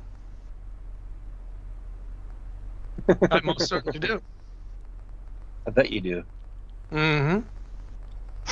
But, you know, me saying I feel fine probably is, you know, some sort of white supremacy privilege. Oh, you think you're fine, huh? You think you're hot. Oh, that's white supremacy. No, I didn't mean fine like that. I meant I feel fine as in good. I feel good. No, that's not what you meant. You're a racist turd pig. What are you saying, man? Okay, I'll just not say anything. How's that? That make you happy? That works. Calm down, Barry. What was it? That one guy. Calm down, Barry. I know those. I know those chemicals from the air that's been sprayed over your area have got to be getting to you eventually. Anyways, 30 seconds. Less of it ever since the middle of this month, though. They've cut back a lot. I don't know, man. They're just flying further south, probably, because I've been getting hit by them, it seems. Well, that doesn't surprise me. But here in Oklahoma, they've cut back a little bit. And here's your countdown. 5, 4, 3, 2, 1. And you're live and back on the radio side right now. Hello, everyone, and welcome to Hour 2 of the Censorship Sucks Roundtable Radio Show with your host, Censorship Sucks. You can find me, folks, at minds.com/censorshipsucks. I put up all the articles that I go through during each show up in advance over there. So if you log in and take a look at my feed, you'll know what we're going to talk about each week. And while we're live on the air, you can go over there and pull them up for yourself and look through them and see my sources and all that good stuff. So if you have any questions about what I'm saying, what I'm doing, that's where you can verify it all. With me tonight, we've got Bullhorn Barry. What's going on, Barry? Just ready for the second hour, man. Getting stoked about it, actually. You ready to do this, man? Let's do it. Let's do it. We've been talking about for years Act Blue. Act Blue is one of the biggest fundraising organizations for the left. Billions of dollars go through Act Blue, and they siphon it back out to different, campaigns, to NGO, to you name it. To all that the left raises money. A lot of it goes through what's called Act Blue. They were caught by O'Keefe having all kinds of shady business dealings where little old ladies on Social Security were donating $20,000 a year in, $1,020 denominations over the course of a year. So they would have us believe that this little old lady 3 times a day logged on to ActBlue to donate $20, 3 times a day, every day for a year, totaling, 20 whatever $1,000 it came out to. Or on and on and on. I mean, that's really the gist of it. Somebody donates once and then they use that name over and over and over to allegedly launder different money from God knows what into the legal coffers so they can say it's clean money, and then hand it out to, AOC or whoever else is willing to get that money, to take that money, which is pretty much everybody on the left. So, Barry, we've been talking about this for a long time, right? Oh, yeah. Yeah. You've been really hammering it hard. So Exactly. Because I've seen this stuff for years. This goes back to the Obama days when ActBlue was caught in the act of not requiring the little 4-digit number on the back of your credit card, when you got to roll it over and you get that little digits. They were allowing people to donate to the site without those digits, which meant that anybody could go to Walmart, get a credit card, punch in the numbers. They don't have the CVR or whatever the number is on the back. And so it was just an open gate for foreign money to come in for all kinds of shady stuff. Now, Arizona Senator Mark Fincham, he's the executive director of the Election Fairness Institute, went to he shared evidence with Unleashed.news and the Gateway Pundit. Suspicious property transactions totaling in the billions are now under review, with the trail pointing directly to top ActBlue leadership, its donor network, and a web of compliance. I'm sorry, accomplices. My bad. In the years-long investigation, Fincham's team, along with whistleblower Sean Taylor, have uncovered patterns of multiple same-day property transfers where values were inflated by as much as 100 times the original sale amount within hours. The evidence is staggering. Why am I stumbling so hard here? I'm sorry, folks. Property sale histories pulled from LexisNexis, one of the most trusted top-tier real estate and public records platform, widely regarded as the gold standard in aggregating property deeds. Yada yada is their source for all this information. What we're seeing, a quote from Mark. Sorry, this is a quote from Senator Fincham. Quote, what we're seeing looks like the motherlode of all money laundering schemes, said Mark Fincham. It's so vast that it touches everything: political slush funds, cartel money, human trafficking proceeds, and possibly even CCP, Communist China, cash being funneled into the U.S. There are just too many of these 100% same-day spike transactions for this to be dismissed as a simple error. When the numbers jumps by a factor of 100 in a matter of hours across multiple properties and states, it points to something deliberate and systematic. So, folks, this is just more evidence of them just funneling money, right? They take a house, they buy a house for, I don't know, $100,000. They say 100 times value, so they sell it for, what, $1 million, $10 million to some unknown other person, get that money, and now it's in the coffers? They say, what did I do? I just bought a house and sold it for profit. But no, it turns out maybe the CCP or drug cartels are the ones on the other end buying those homes for hugely inflated values to make all kinds of dirty money. Right there, the hugely inflated, like what he was saying, like 100 times or something. I mean, that's quite a profit if you're flipping a house. Trust me. I know a lot of people that flip houses personally, and you don't make 100 times. You don't even make 10 times. And they're saying real estate, so it could just be raw land. It could be like a $10,000 property of 10 acres out in the middle of the desert somewhere, right? Yeah, but essentially they're flipping it. You know what I mean? Yeah, but it could also be homes. It could be, it could be bigger money, and who knows? I mean, but this is kind of red-handed sort of stuff.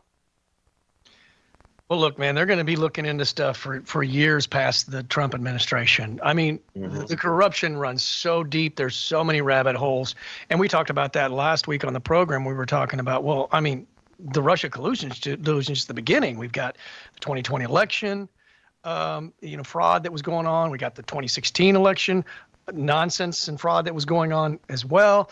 We've got Epstein, we've got Diddy, we've got just all kinds of other shady shenanigans that the corrupt establishment, mostly leftist leaning, but sometimes on the right as well. And man, all that stuff is just coming out because this is a season of great disclosure. So imagine it's just going to be one thing after another. There's going to be prosecutions going on for years to come. No doubt about it. Yeah. And we're just starting to peel this onion apart, Exactly. I mean, yeah, they've got a lot of billionaires out there supporting the left, but really, who else is out there cutting checks to them? It could be other nations.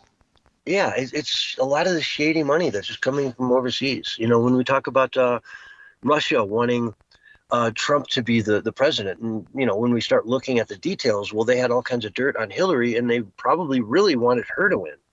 So the whole Russiagate scandal was, debunked to begin with because they would have been way better off with Hillary. Yep. That's their own I mean, work, right? That's what's come out from Kash Patel and others, that they knew Exactly. that, they probably wanted Hillary because they had a little bit on her and they could use that as leverage. Mm-hmm. They wanted Joe Biden because they had charisma. They had him. The former mayor of Moscow's wife gave Hunter Biden like $1 million or something. Remember that story? Mm-hmm. Yeah. Yeah. I mean, it goes on and on. The connections to China and Russia were much, much deeper with Biden than they ever are with Trump. Well, I mean, if you want to make a whole lot of money, though, then you go international, man, with your money laundering and your fraud, your waste, your corruption, right? Mm-hmm. Think about it. Oh, yeah. You want to go wherever the money's at. Exactly. And that's, it's Burisma, it's all these foreign nations, it's, charities, non-for-profit, man. You want to make money? Start a non-for-profit. Yeah. Look at the Hillary Clinton Foundation or the Bill and Hillary Foundation. What a And what's scam. sad is it really hits the people the most and in different ways as well, especially when it's like, someone posing as a charity, right? Because the people that need it the most never get it. But then it costs us in other ways as well. So it never ends. People go, let them do their little corrupt deals. You can't stop it. No, it hurts everybody, dude. It's impacting the world. And then once they think they can get away with it, they escalate it, man. They take it to the next level. And next thing you know, man, we're living under their thumb. Exactly. You let them, give them an inch, they take a mile. It's always the way. Yeah, we talked about that. Remember during the shamdemic? Anytime we gave them an inch, they took 10 miles, dude. That's what you did for, you said, okay, I'll wear one mask. And the next thing you know, they're telling you to wear two. And then you said, okay, I'll wear two masks. Next thing you know, they're saying, yes, 3 and then 4. 5. And people were wearing them in the swimming pool. They were wearing them when they were running. Do you not see where this all leads? And I'm not just like saying this because it sounds cool. No, that's just the facts. Mm-hmm. Oh, by the way, unrelated, but it just came up recently, is Kamala Harris announced she's not running for the governor of California. Sounds like she's running for president.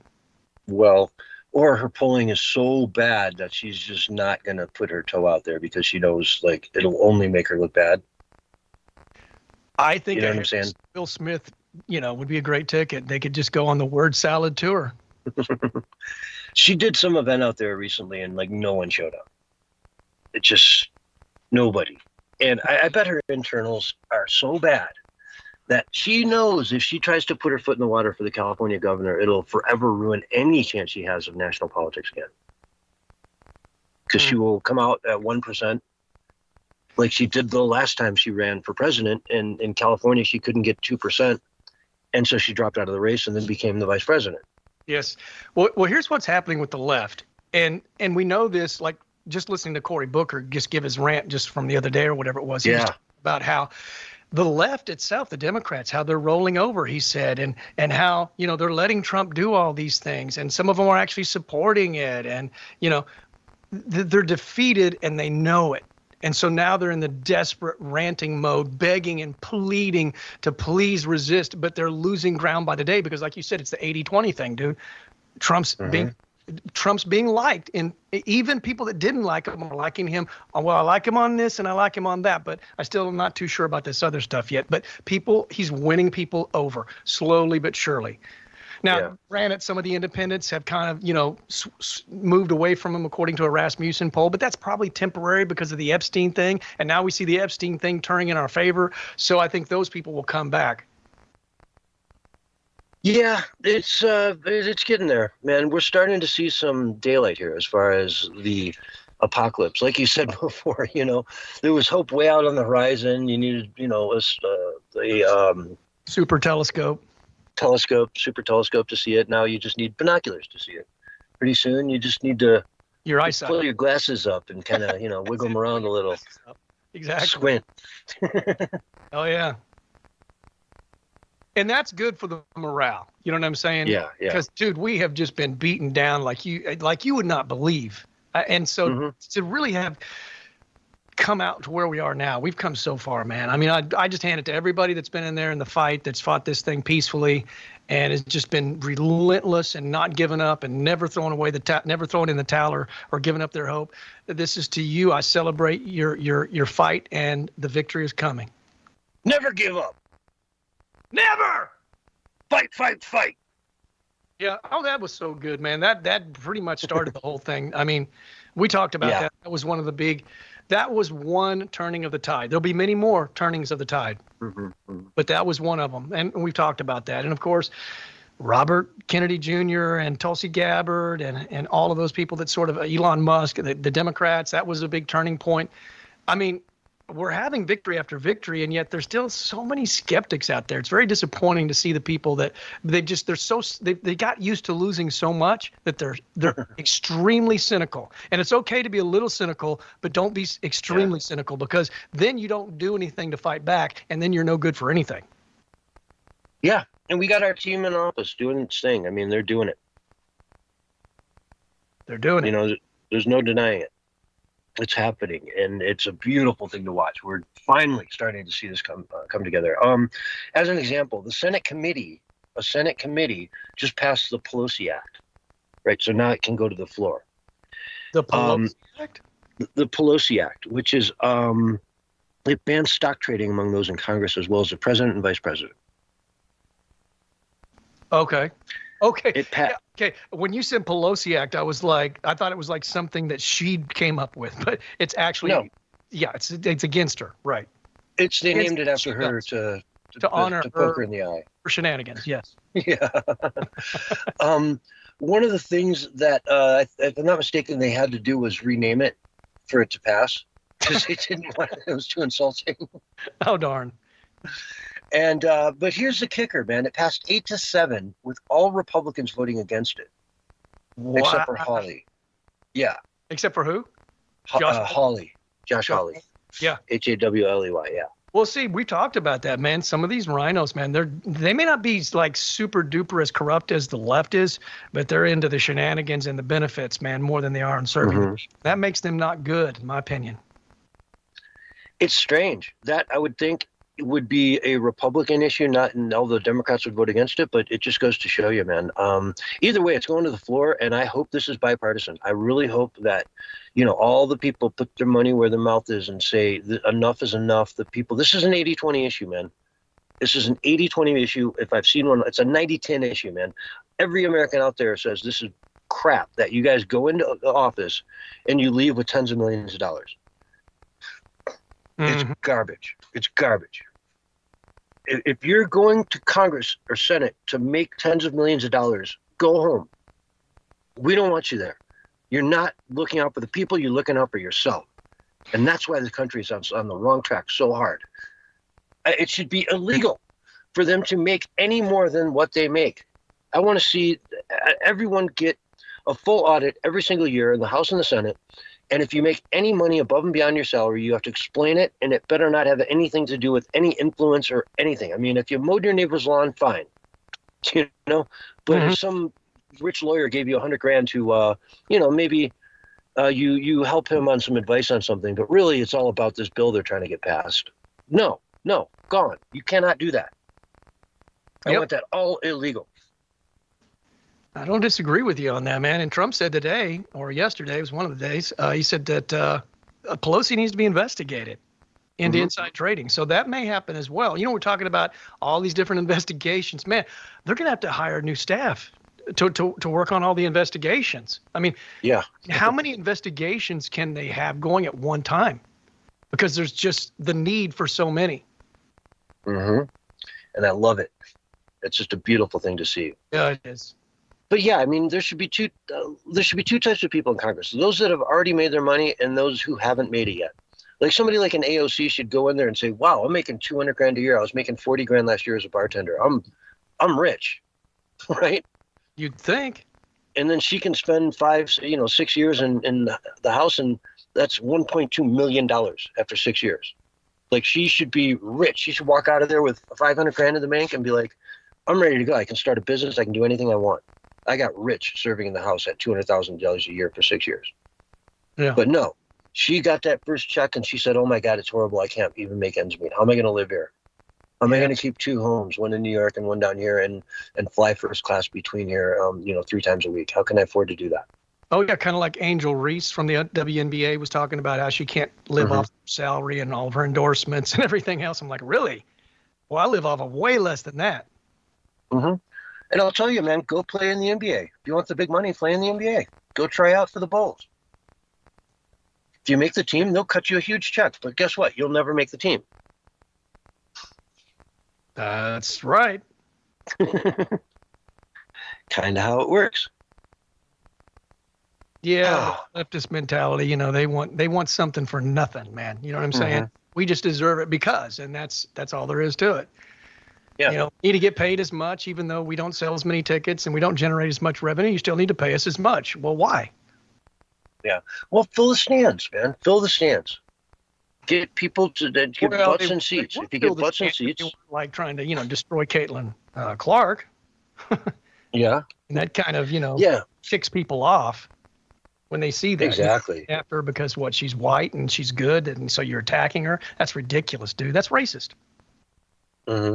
Plus, I've seen, we've all seen these things, like in the playoffs, like the number 2 and 4 seed were playing, and it's like air ball after like missed pass. Oh, I've seen those videos, dude. I mean, some of these pro teams are not that good at all, and you just see them throw. And it's like watching 6th grade boys basketball.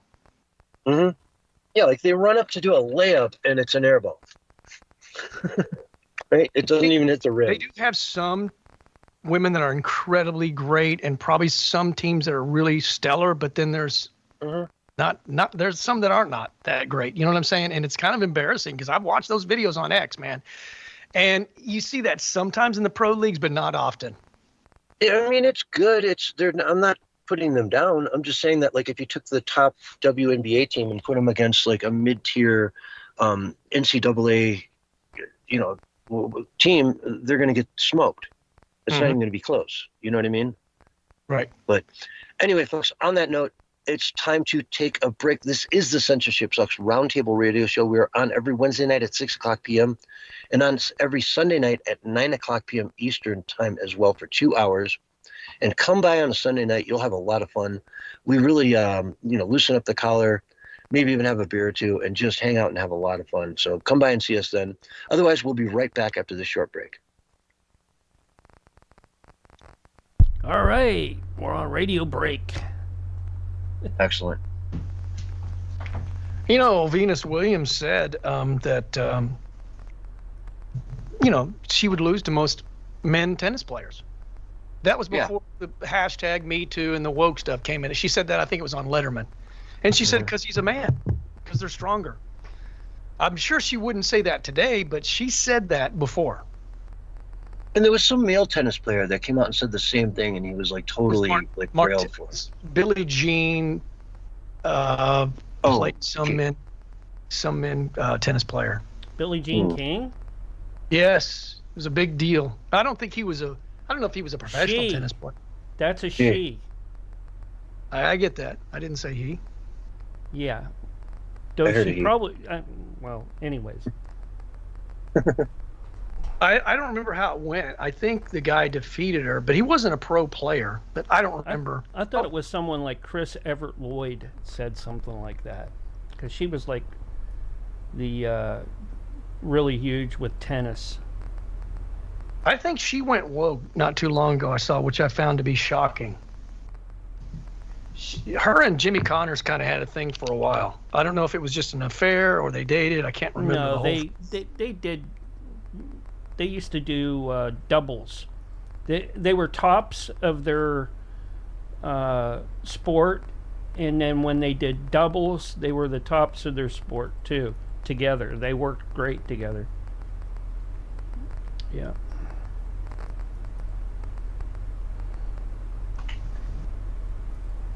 Billie Jean King played Bobby Riggs in a highly publicized and controversial tennis match known as the Battle of the Sexes on September 20th of 1973. She'd ought to have been like 8 years old, man. Yeah. Bobby Riggs was a former #1 male tennis player and self-proclaimed chauvinist who claimed that even at the age of 55, he could beat any top female player. Billie Jean accepted his challenge to defend the women's tennis.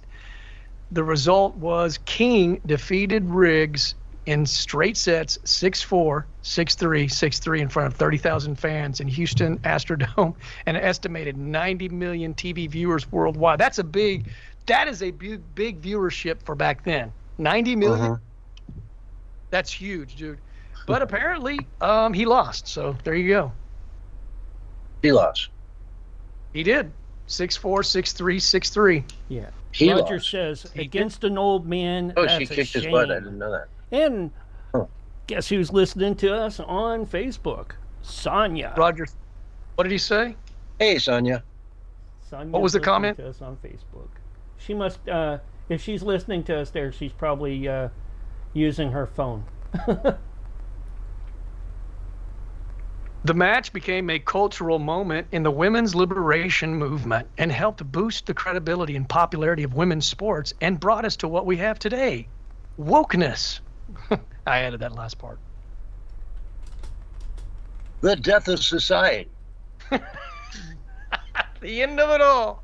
Folks, it all started with the Billie Jean Bobby Riggs tennis match. I'm telling you. I'm going to start a new conspiracy. Let that be it, dude. Get the left hating on me, you know what I'm saying? Let it go viral, as if I could control what goes viral and what doesn't. I could make a and joke DK there, Spiracy is restreaming us as well tonight. Thanks. Thank you. Both of you. What did you say Roger said?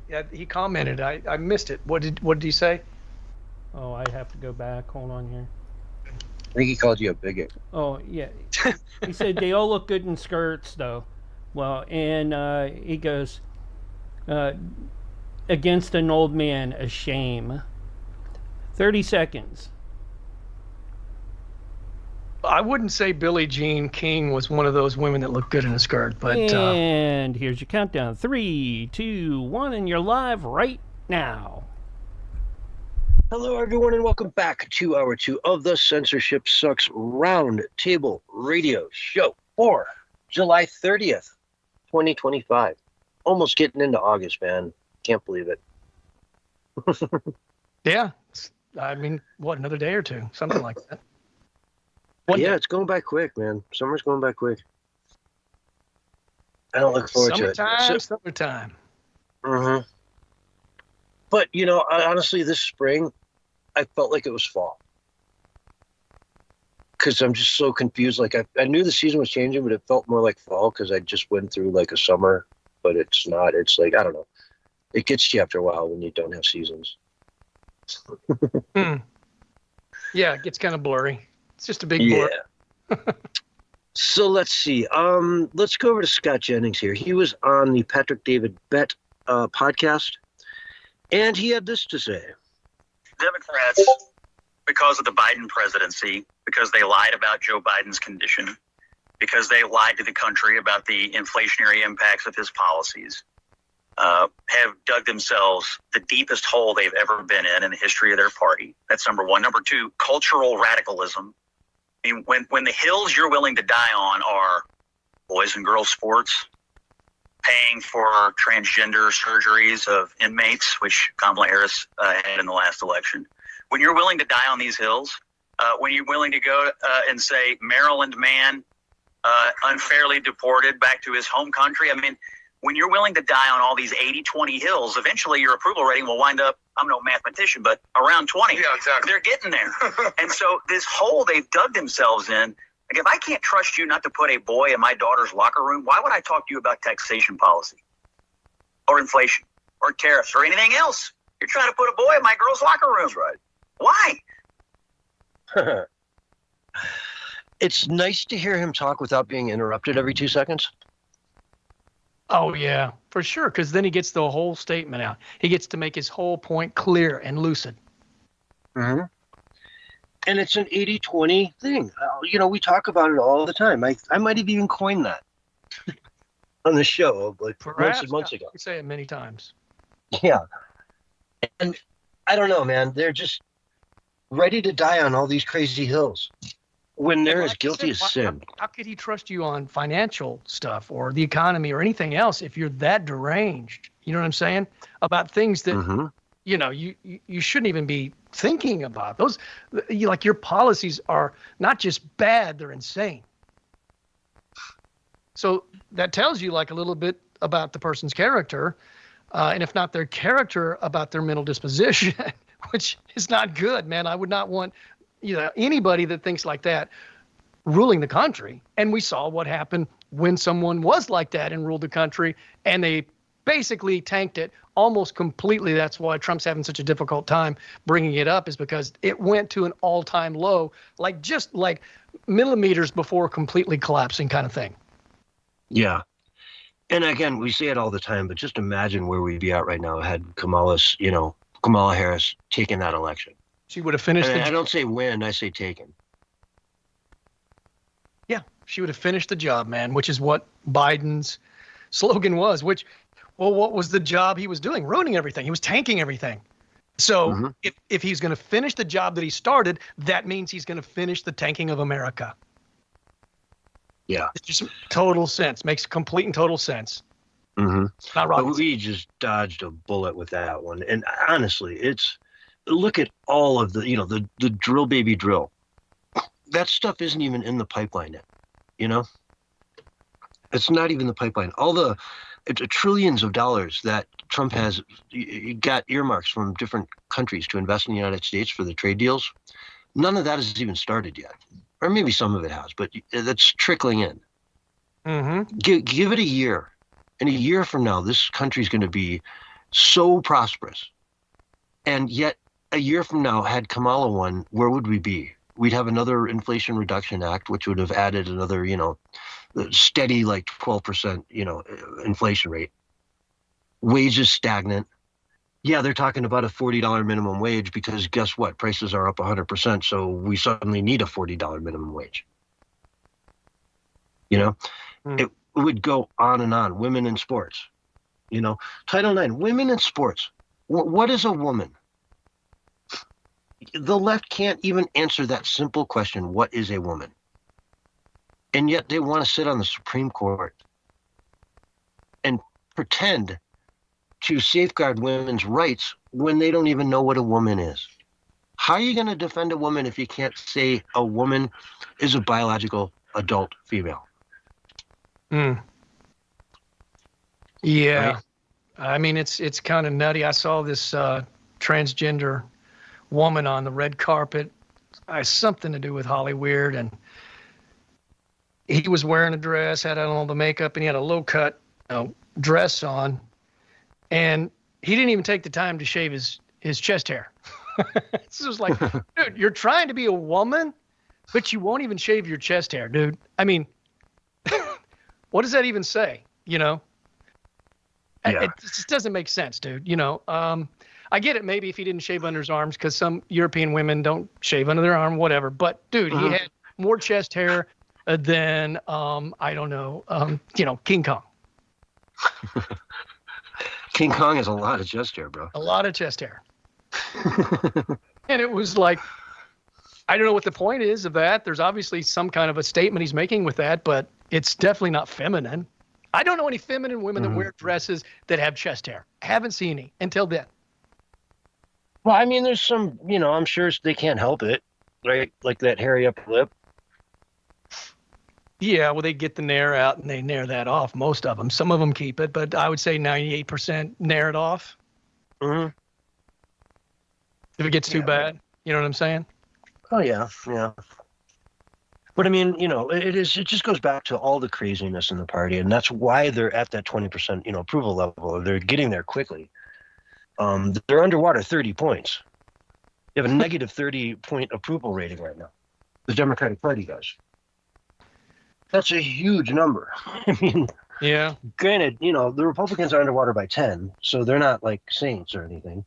They're not the loved party, but we talked about that before, because MAGA is the real driving force. If you want to really create a new party in America, call it MAGA, and everyone will understand exactly what they're going to get. And as long as that party adheres to MAGA principles, it will be very successful, because that's what people want. They don't want this craziness. They just want sanity. And it's a life, man. It's our lifetimes. We can't walk around insane, having insane policies in our lives. In reality, we live in reality. We need to govern in reality. What's sad is all these positions of servitude, where you're supposed to serve the public in some way, has now turned out to be opportunities for people to be served. Yeah. I mean, you look at Pelosi going in there, getting all that quote unquote alleged inside trading. That's not trading. That's not her serving the public. That's her serving herself. And that's exactly what in it for at that point in time is, what can I get out of this? And that is not why you serve. You serve because it's sacrificial. That's the whole purpose of serving. Exactly. Not to get something out for yourself, but to give back to your country. It's not about going to Washington to get powerful and rich. It's about going there to serve the American people the best you possibly can. And just nobody seems to be there for that. They would truly be. They would be really loved, like truly and honestly loved, by the public. They would be revered if they actually did the right thing. Yeah. Anyway, it's a crazy, crazy world out there. Let me pull up this ad here, but it's going to take me just a second. From parents to offspring, genes are passed down from parents to offspring, often determining traits like hair color, personality, and even eye color. My genes are blue. Sydney Sweeney has great genes. Genes are passed down from parents to offspring, often determining traits like hair color, personality, and even eye color. My genes are blue. Sydney Sweeney has great genes. Okay, I played that twice because it's so short. Right. But it's only 15 seconds, but it is setting the left on fire. Sydney Sweeney doing an ad for American Eagle, wearing a beautiful pair of jeans where she sits down and says, I've got beautiful jeans. They're blue. My blue jeans. Mm-hmm. And it's just setting everyone on the left aflame. They are freaking out. It's racist. It's Nazi. It's every bad word you can put. Fascism. You name all of it. That's what this is to them. That's what they see. Well, it goes back to what we're saying, man. They see a different reality, a false reality. Just make stuff up in their head, and if it fits and it works for them, then they just go ahead and run with it. Now, if this was a 400-pound black woman instead of a 120-pound, white girl with blonde hair and blue eyes, we would probably be criticizing it from the other perspective and saying, wow, look what they're doing. Look how woke they are. And what I was saying in the break, though, is that what I hope they did is they put in the bag like 5-6 of these and had girls of all different ethnicities doing the exact same ad. My jeans are blue, right? Word for word, the exact same ad, just different girls with different skin colors, and put them all out in a row. Like, as soon as they went crazy over this, then just put out another one with a black girl, then put out another one with an Indian girl, and another one with an Asian girl, and, so on and so forth, until you've covered all the demographics. And you leave all the people screaming bloody murder just looking like fools when you release one of these every week, They actually hate white people. And a lot of these people that are complaining, most of the ones that I saw were white people complaining about white people, which is really bizarre. But I think that might happen. What you're saying might actually happen. So it wouldn't surprise me. But somehow they'd find a way to, I don't know, say it was white supremacy still. Somehow. I don't know how, but they would. Mm-hmm.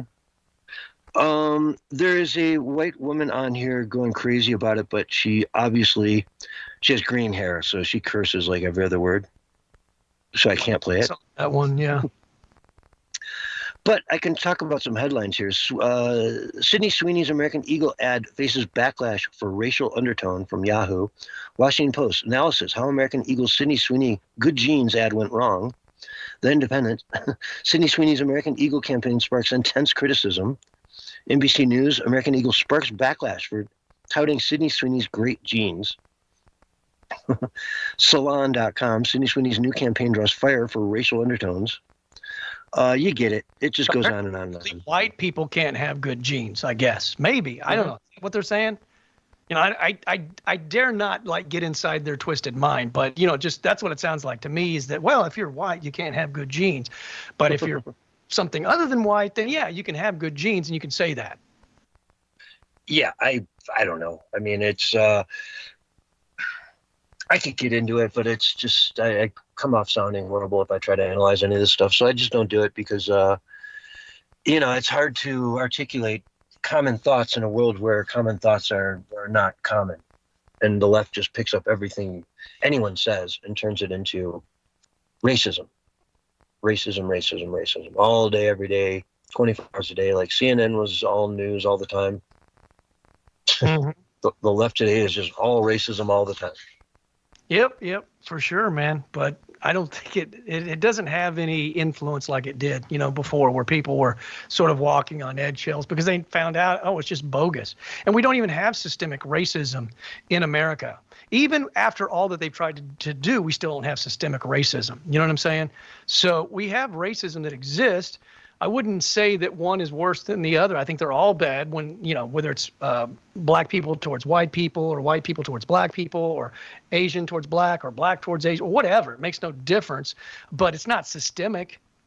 It's definitely not systemic. And I've said that from day one. They wanted to make it systemic because, and it did increase a little bit on all sides because they used this as a divisive tactic. So it angered, black people, it angered white people. I didn't let it bother me because I knew what they were trying to do. I knew how they were trying to divide us and how they were trying to destroy us and keep us pitted against each other. So I've got no problem. I don't care what your color is. I don't care what your, gender. I don't care. Just if you're a likable person, I'm going to like you, man. You know, I'm like Martin Luther King said, I'm going to judge a book by the character, not by the color of your skin or anything else.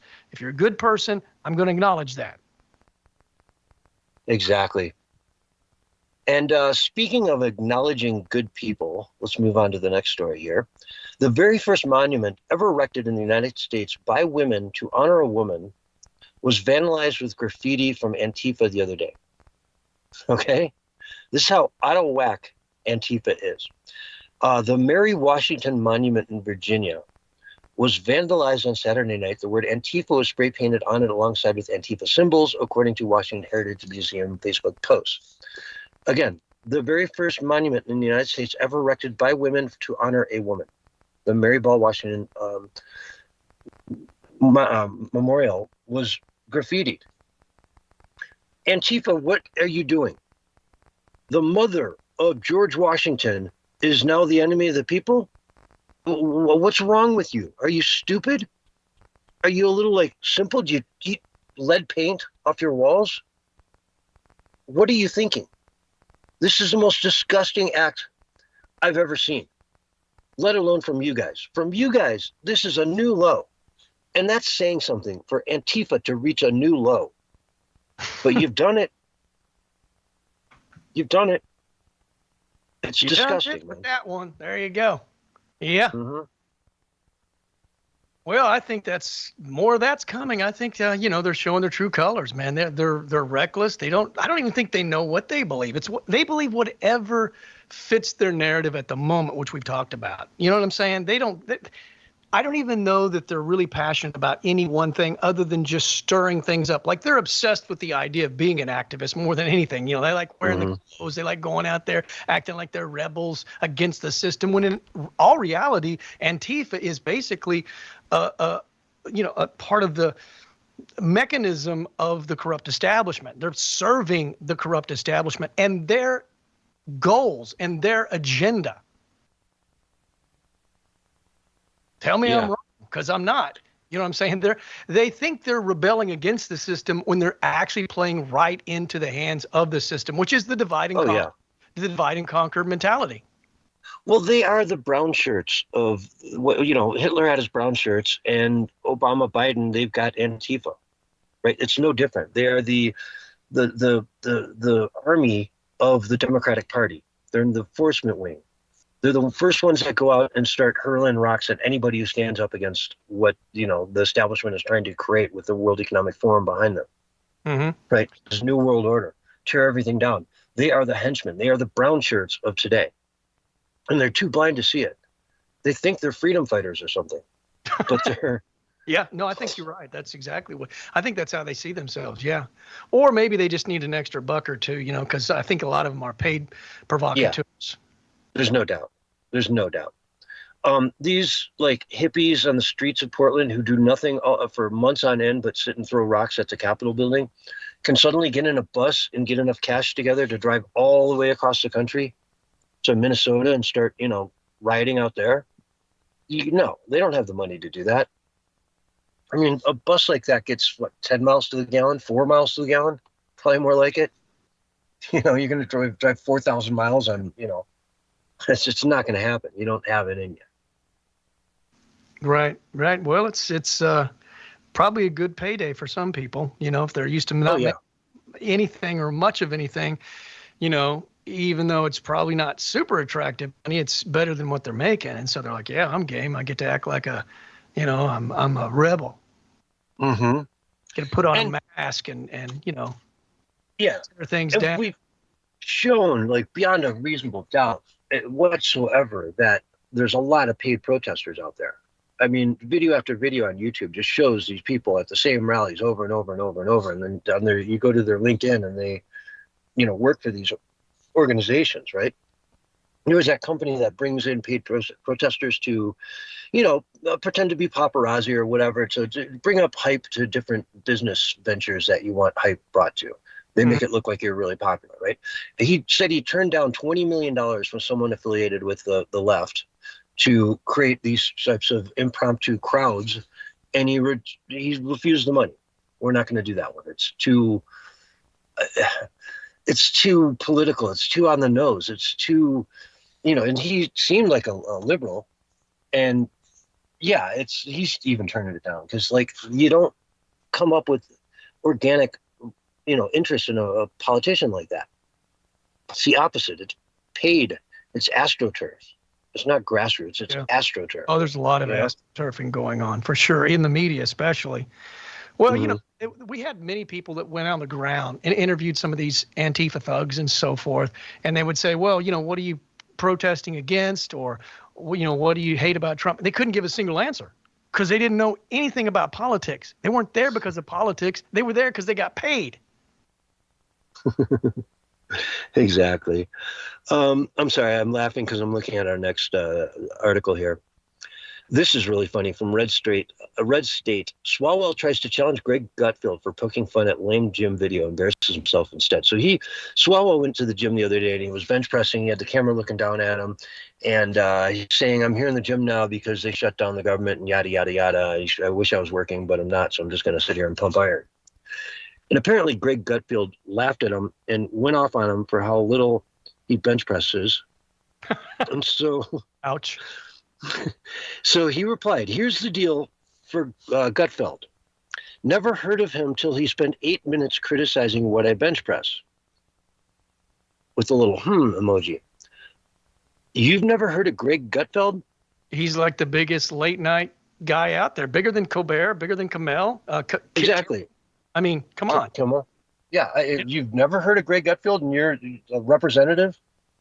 Honestly, that's just BS. But anyways, the deal.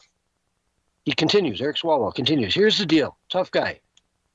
If tough guy benches more than me for 10 reps, I'll leave Congress. If not, he leaves Fox News.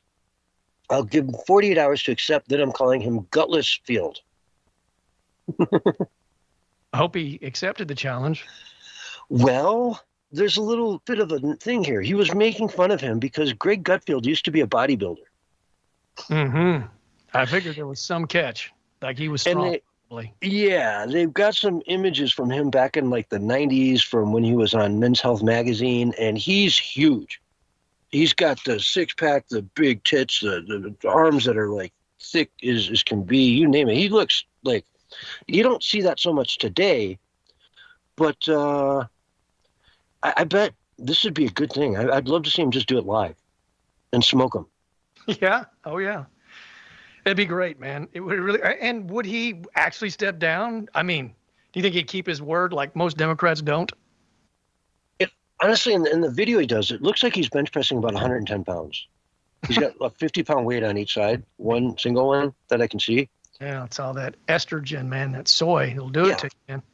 Which isn't much. Can he, go 10 reps with Eric Swalwell? I'd love to see it live on TV. One of them's going to leave. The other one's going to...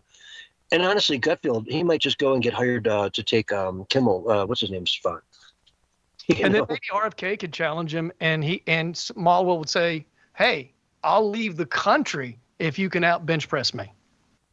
No, we just want you to get fully vaccinated, all like 20 shots all at once. I wouldn't wish that on anybody, even my greatest enemy. I'm sorry. That's so brutal. If he survived, he would be, oh man, yeah, I wouldn't even want to see what he would look like. Can't imagine 20 death jabs. Oh God, all in like a week. Yeah. Just, you'd be, oh man. That guy that was in Europe went around getting shots for people so they could have a vaccine pass. I want to know what exactly. Like, he can't be alive. He couldn't have survived all those shots. And if he did, what's his life like today? Yeah, did nothing happen? I mean, is he just fine?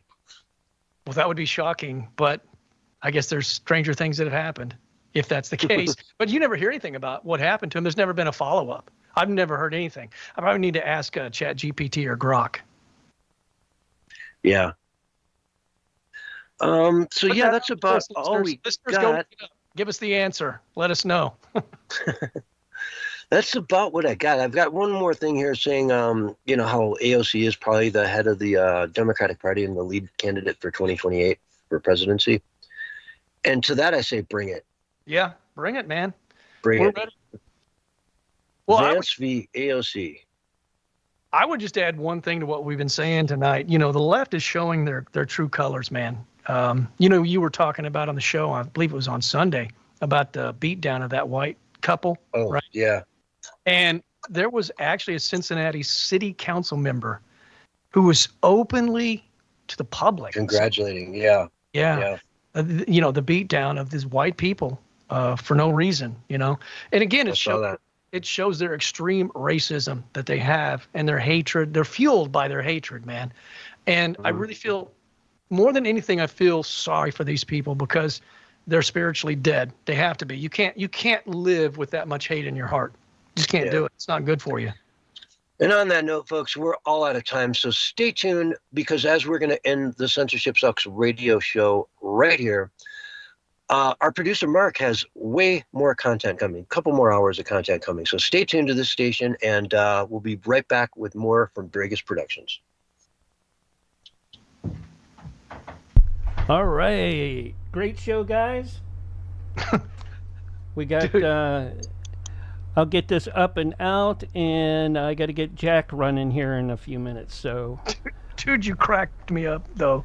I almost started busting out laughing on the air because it was so funny when you said that Gutfeld had the biggest tits.